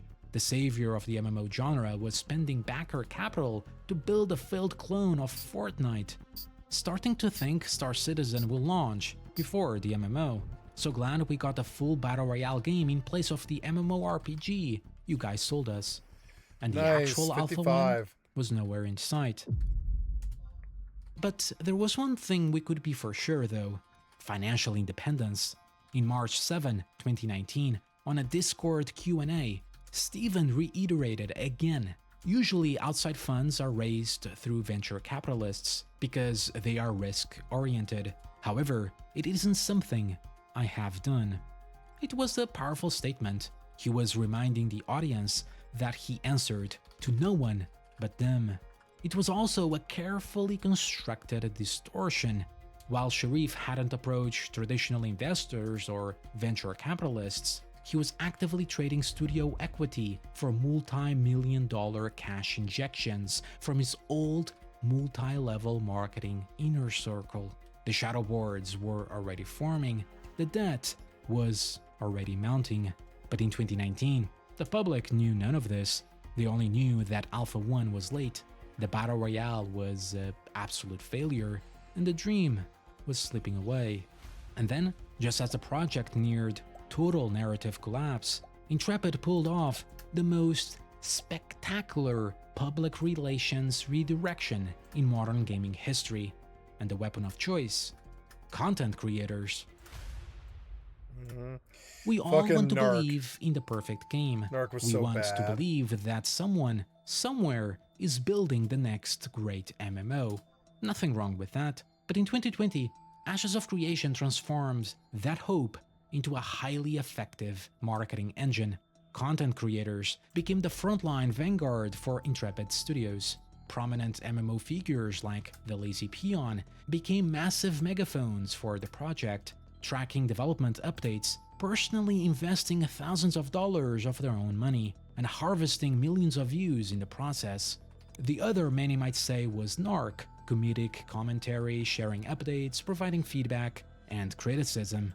Despite the absolute absence of a playable Alpha 1, the game was finally beginning to resemble a legitimate product. The comment sections of Intrepid's official channels were no longer just populated by hopeful players, they were validated by checkmarks who staked their digital reputations on Sharif's vision.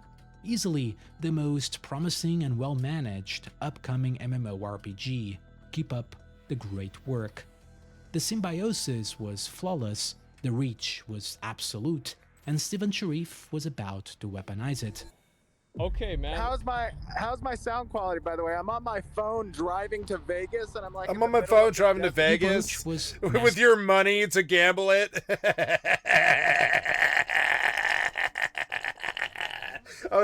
I made that connection later. I was like, wow, it impresses me that he was on the phone to Vegas and he talked to Asmongold. But no, it's actually more like he's on Vegas to spend the money he stole from them. It's literally like that. That's what he was doing. I mean, I know he was. He was going to Vegas with their money. Of course he was. Like, I'm sorry, I gotta, hold on, I'm going down to Vegas to do cocaine and hookers and blow. With my boyfriend or whatever. and like, you know, but hold on, I'm going to do an interview with Asmongold on my cell phone. That seems like a wise idea. Asmongold's got, 10,000 people, but hopefully this cell phone won't disconnect while I'm driving to Vegas. It was so noob town. It was like, you really want to talk to the #1 streamer in the world, basically, on your cell phone on the way to Vegas? How do you not have disconnects? I don't know how that's possible. Have you ever talked on a cell phone, like out there in the country on the way somewhere? I have, for like 45 minutes, and it gets all crackly and shitty and it drops you and stuff. But that's what he planned to do. He did a 2-hour interview with Asmongold, and he was like, I'm driving to Vegas, and I'm not sure I believe him because his cell phone didn't disconnect one time, and it's like, what are the chances? It was so weird though. That interview stuck out in my head because that's the first time I ever heard of him, was when he came on Asmongold and he fleeced a bunch of right-wingers. I didn't give him $1. I did not buy this game. I promise you, I did not buy this game. I don't have it on my list. Masterfully casual, Sharif joined live on Twitch from his car, presenting himself. This game went belly tits up the same time that New World did, and it's funny because it's like, both of those games could have stayed alive with a little bit of work, I think. As just an ordinary... This game looks better than Shroud of the Avatar, which is the Richard Garriott's new game that he sold to a new company or whatever. Sometimes I think about going back to that game and just see how that game's doing. Excuse me. Passionate gamer, he was the antithesis of the stiff corporate executive. We went to Kickstarter, not really as a means for funding. I'm personally funding. I still think Shroud of the Avatar. There's a good game there. I played it enough to know. I think there's a good game there. But it's so bad and so cash grabby and so the community's so small. If we were to go look at Shroud of the Avatar, it's going to be like 50 players. And I don't want to be one of the 50. One of them will fixate on me. It's already happened enough to me as it is. That's what happened in FFXI. That's what happened to Rust. I don't want people fixated on me. Let's go to the Steam Game and Player, not Steam Game and Player statistics. Although I would like to see this page. Wow, The Binding of Isaac Rebirth for $1.50 jumped up to 130,000 players for some reason because it's $1.50. Yeah, man, that's cheap. I kind of want to buy that. It's a weird, disgusting game though. Marvel Rivals is back up the ladder a little bit, I guess. Rust is dropping down. It's got 64 concurrent right now. Rust is dropping down this line. I thought Rust was going to be this big game, but no, it was just a flash in the pan. Grand Theft Auto 5 Enhanced.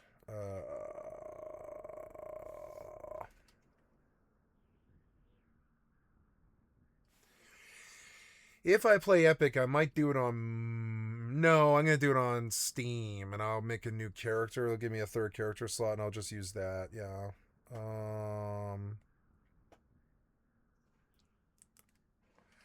I want to be a two-hand axe, like cleric immortal. Well, I don't know. I don't want to be an axe. I want to be a bow. I want to be a bow ecumenical. I want to be an ecumenical bow, so I can heal myself while I run. Yep.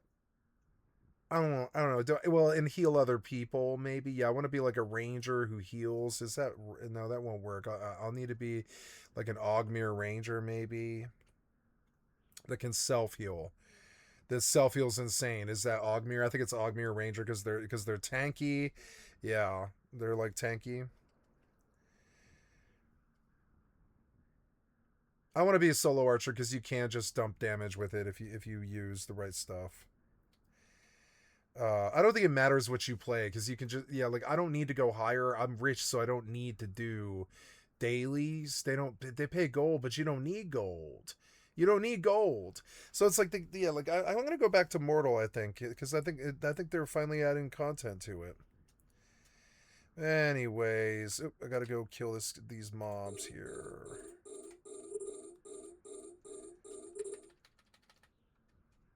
Oh, here's a friendly.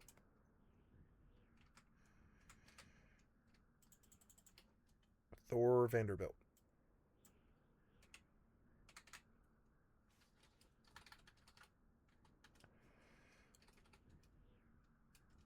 Maybe we could put this down here. Might be better, actually. Like, help me navigate the stuff, yeah.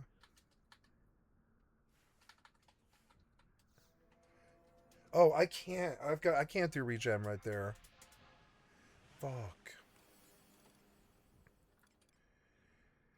No, I'll just move regen down because I'm not cure 5. I'm not cure 5ing. I know I'm not.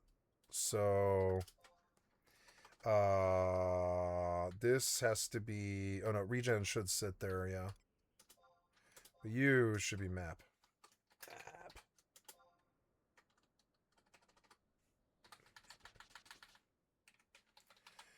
There we go. So I don't know why this is so blurry. Yeah, why is that blurry? It shouldn't be. But anyways, there we go. So yeah, I like that. That's helpful. I like that better. So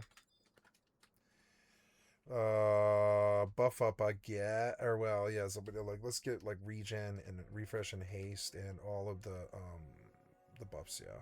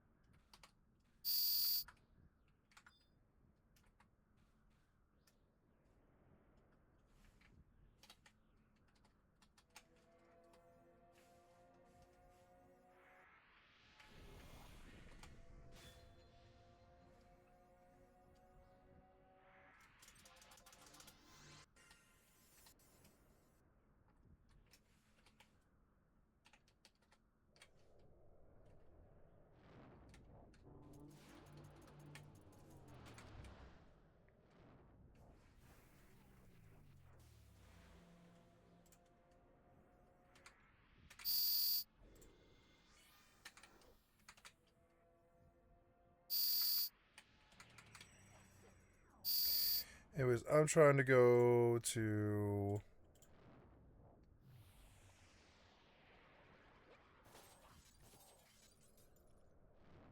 I'm trying to go to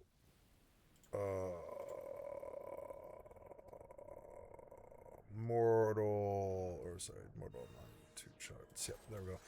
Mortal 2 right now has 464 on the 24-hour peak. 500 players isn't that bad. I am a member of the Mortal community.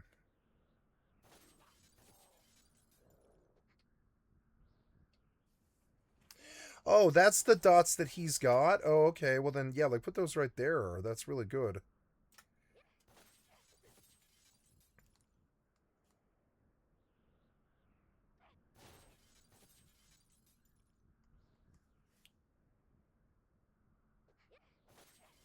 I got enough decks now where I'm hitting them. Now that I've got the level. And I'm killing them much faster now, and it's finally this hard part of this area is over now, and I'm on the grind now, which is real good.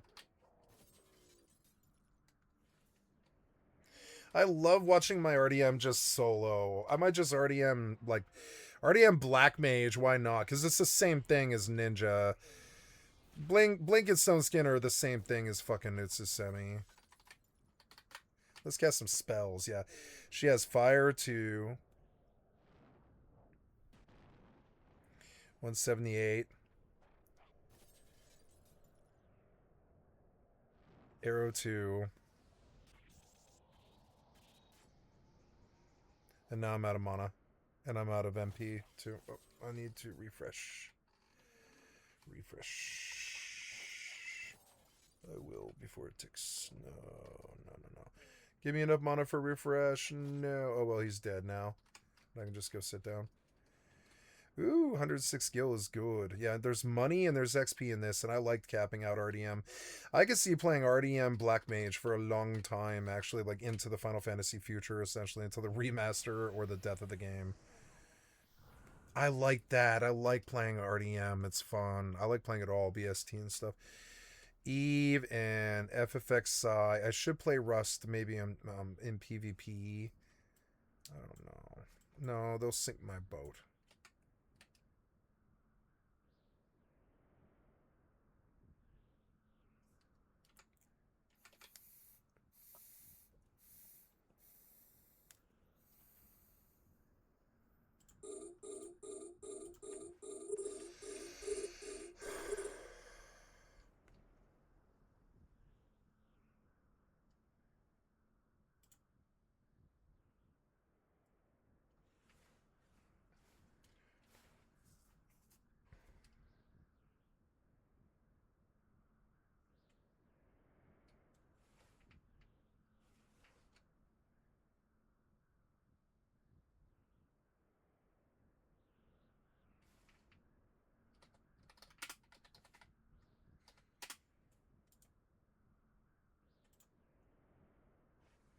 It's not a problem. I don't have to answer it.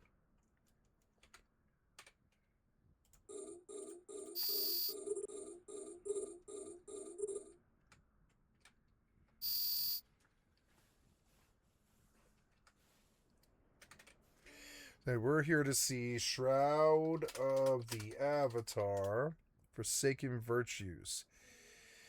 5 players, 16 all-time peak. The game's dead. 624 all-time peak, 9.9 years ago.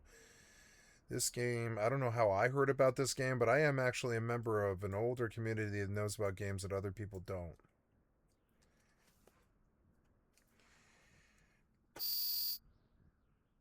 Is this game on GeForce Now? Shroud of the Avatar. No, I don't think so. Shroud. Nope. I don't think so. So there will always be a single player mode, and it's like a single player MMO, and it is strong like that. It is a good single player MMO.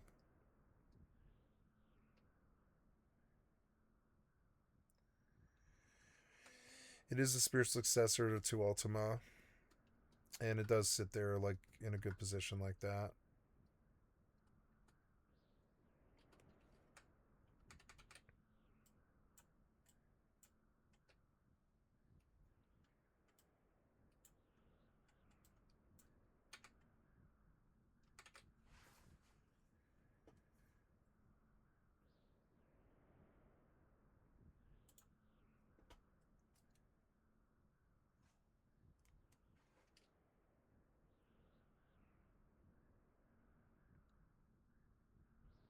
I'm gonna play Dragon's Dogma.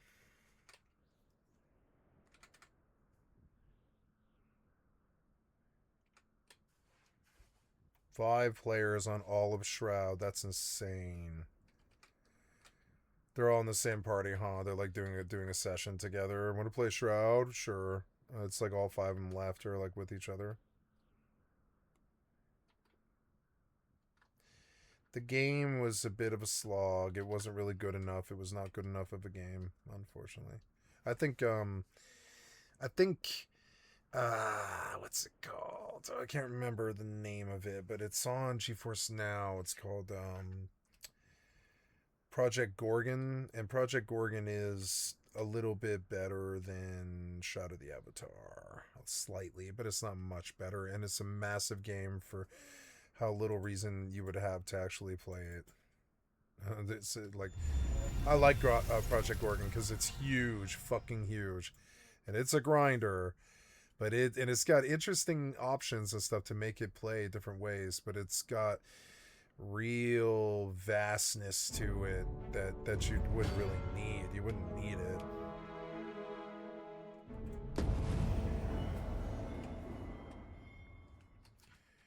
Okay, get up, cast, haste, and then refresh.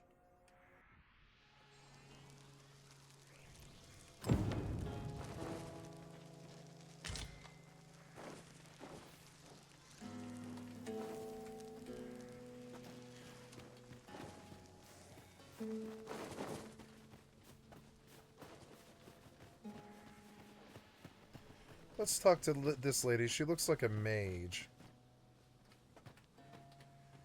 21.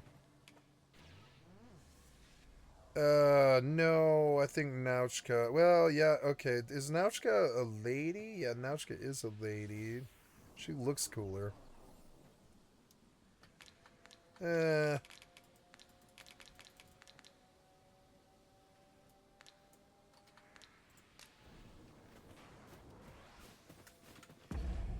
Where am I currently going? I just left the campfire, I guess. Am I hurt? No. I just left the campfire. I'm going down, or I guess I'm going up the path. Yeah, I'm going up the path north to this black area. Whatever that is. So I'm going to turn around.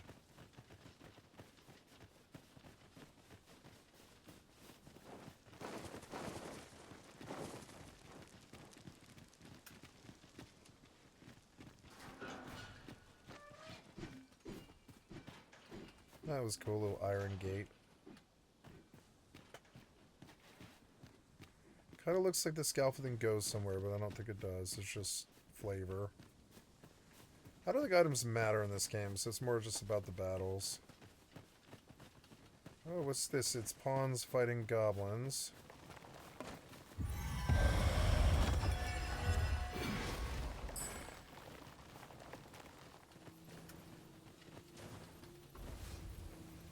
Statue.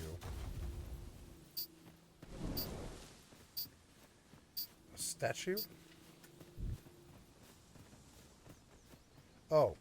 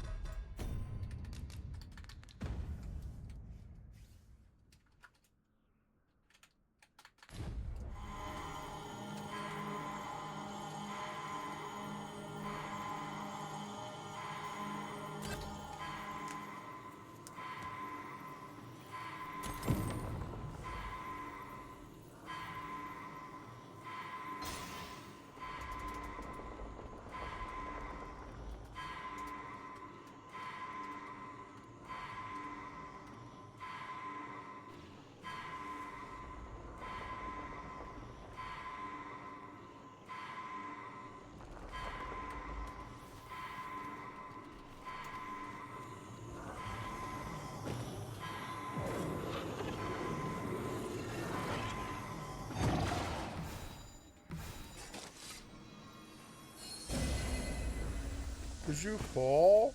You fucking idiot. I was trying to count and you were lying on the ground dead.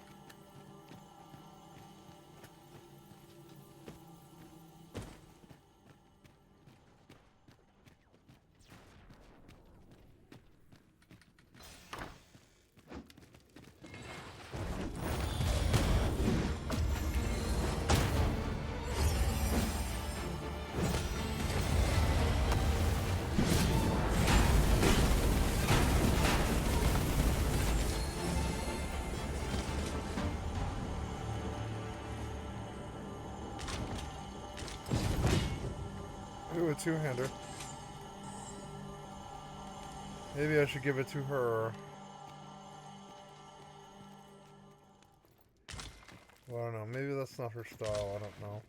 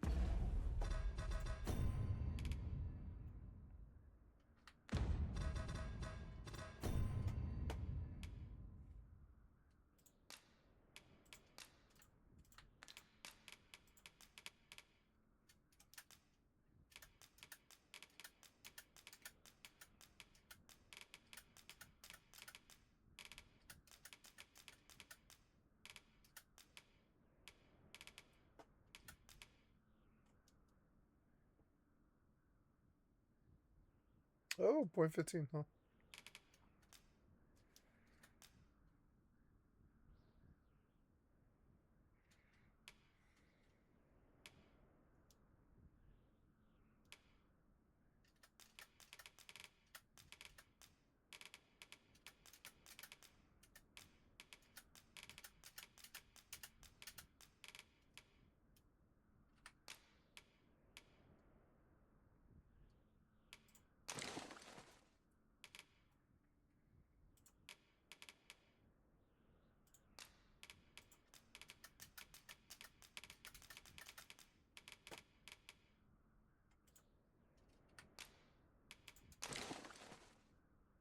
There we go, a little bit better.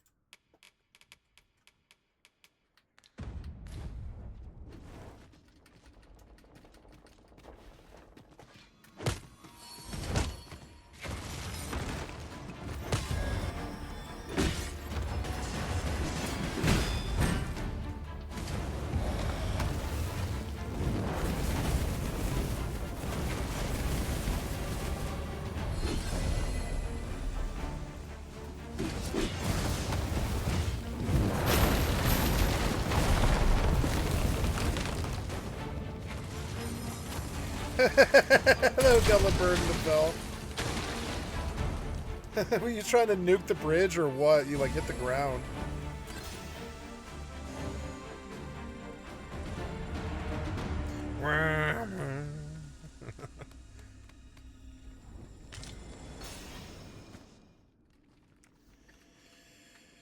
Alright, let's save again. I like how you can save. It reminds me of Baldur's Gate or like a good Dungeons and Dragons game. It's like a Japanese Dungeons and Dragons game. It's kind of funky, but it's good, but I like it. Got interesting pacing to it.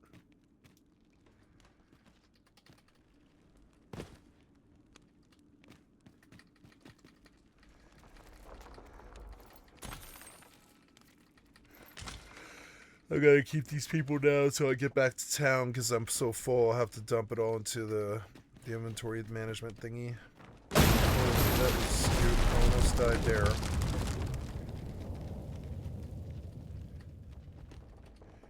I don't know. I don't know if that fall kills you.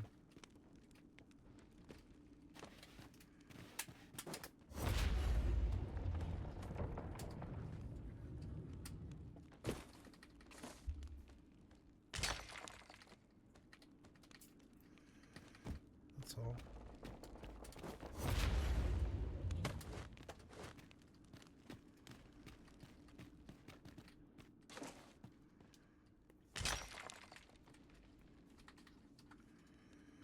Let's go kill elementals. They're not that far away.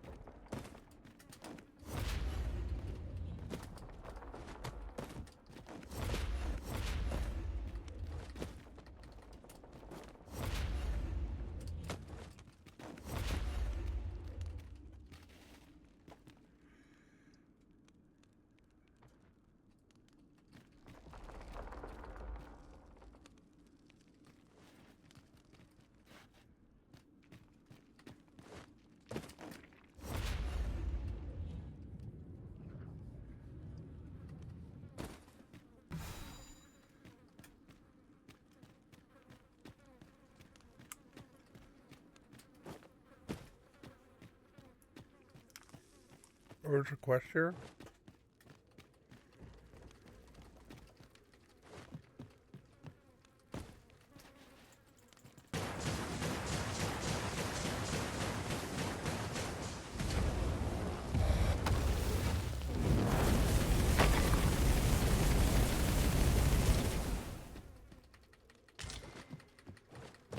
Oh, it was like those little things. Okay.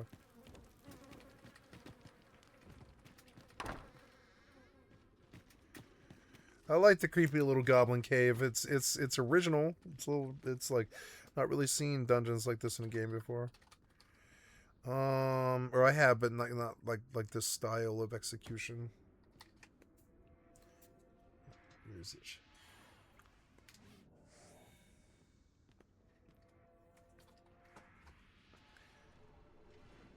Oh. What's this?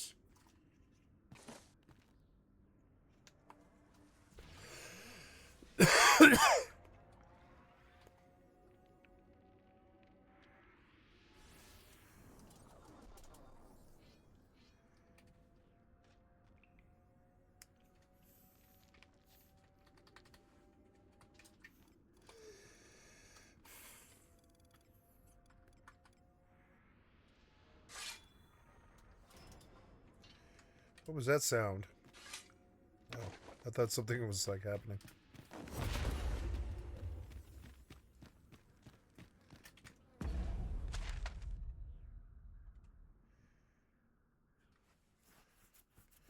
So they say it's south, but I don't think I could go south. Oh no, that's like the map. On the map. Oh, okay.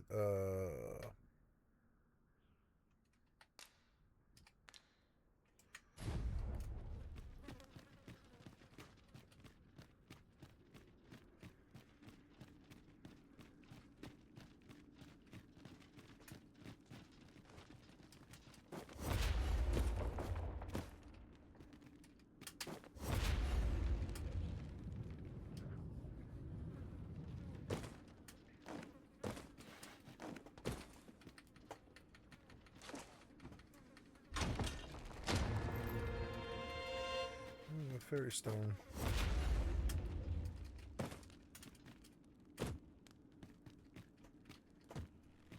Hey, you there, if you're fit to fight, give us a hand.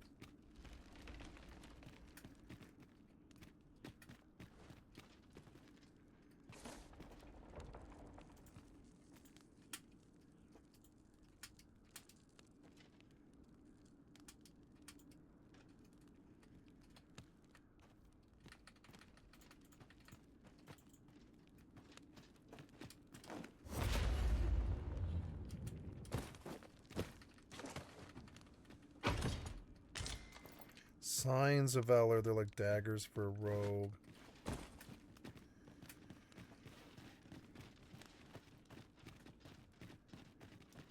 This guy I think is a quest that maybe if you come in a different way or something, I don't really know.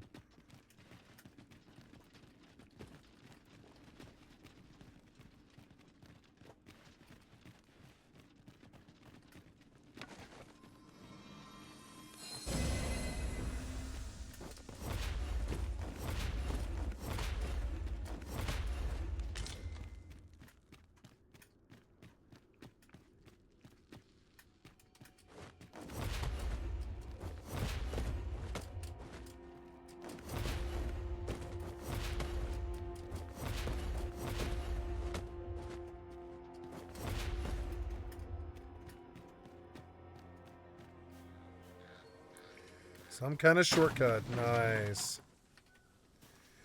Quite beautiful. Look at this fucking like scene. It's fucking beautiful.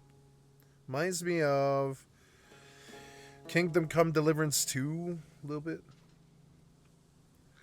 Those harpies aren't fun because there's like bad drop downs that they could like drop you in, I think, here.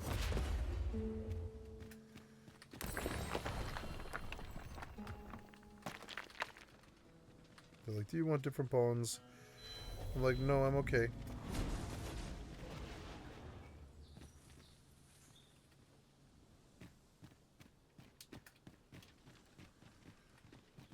I could get over there and I don't think it would harm me.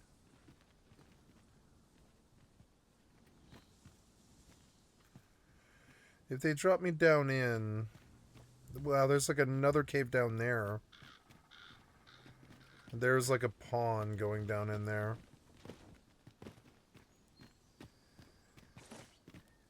I think I could cross right there. Yeah, I don't believe it would kill me. Let's try it.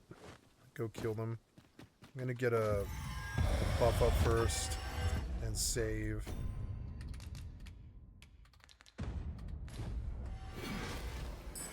Okay, gotta get refresh buff.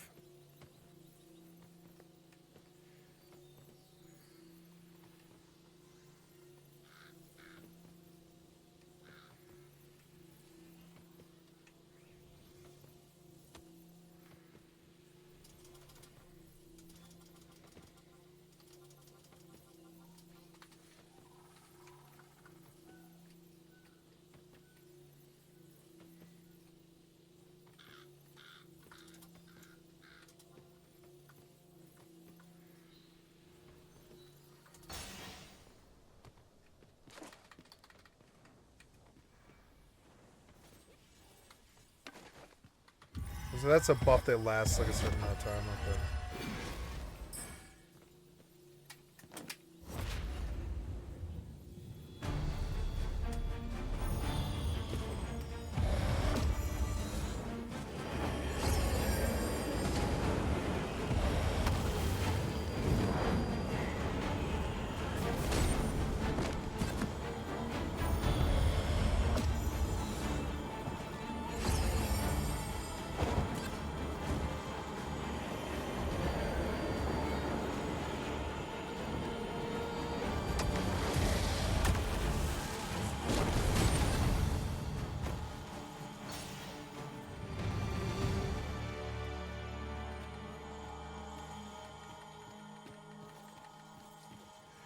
Too many goblins and too many harpies. There's like not enough mob difference in the game. It's got like little weaknesses and stuff that's got problems, but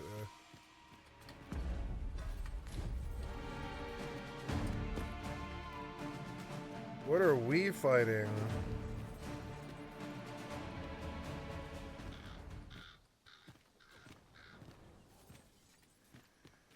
I don't know.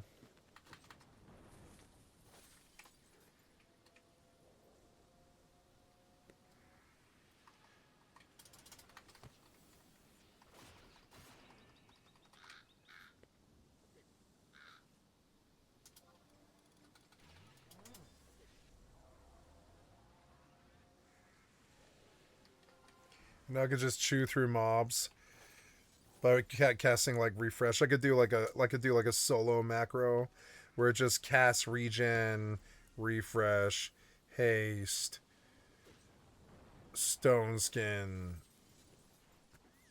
and it just keeps casting it over and over again. Hey, let's nuke him now. I've got mana. Just put him in the ground, hopefully.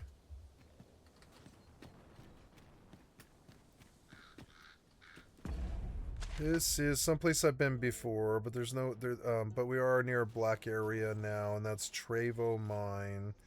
We've been there. I don't really want to go back in there though. Oh, we could go down, but it looks like it might actually really hurt.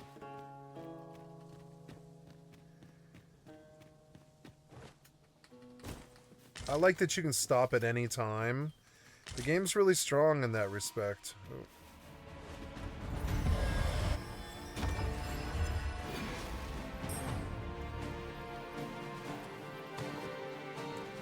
Maybe they can't find their way to me and I should go to them. She somehow seemed to do it, but they're struggling with it. I wonder if they ever just teleport, maybe.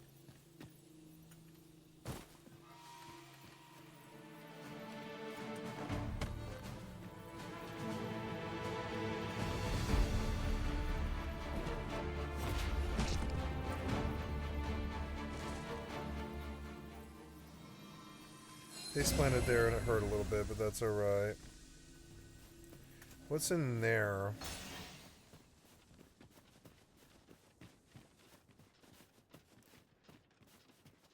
It's some drop down? No, it's not a drop down. It's just like where it spits you out if you fall, maybe. I don't think it really is anything. Well, that's good that they caught up. Let's save.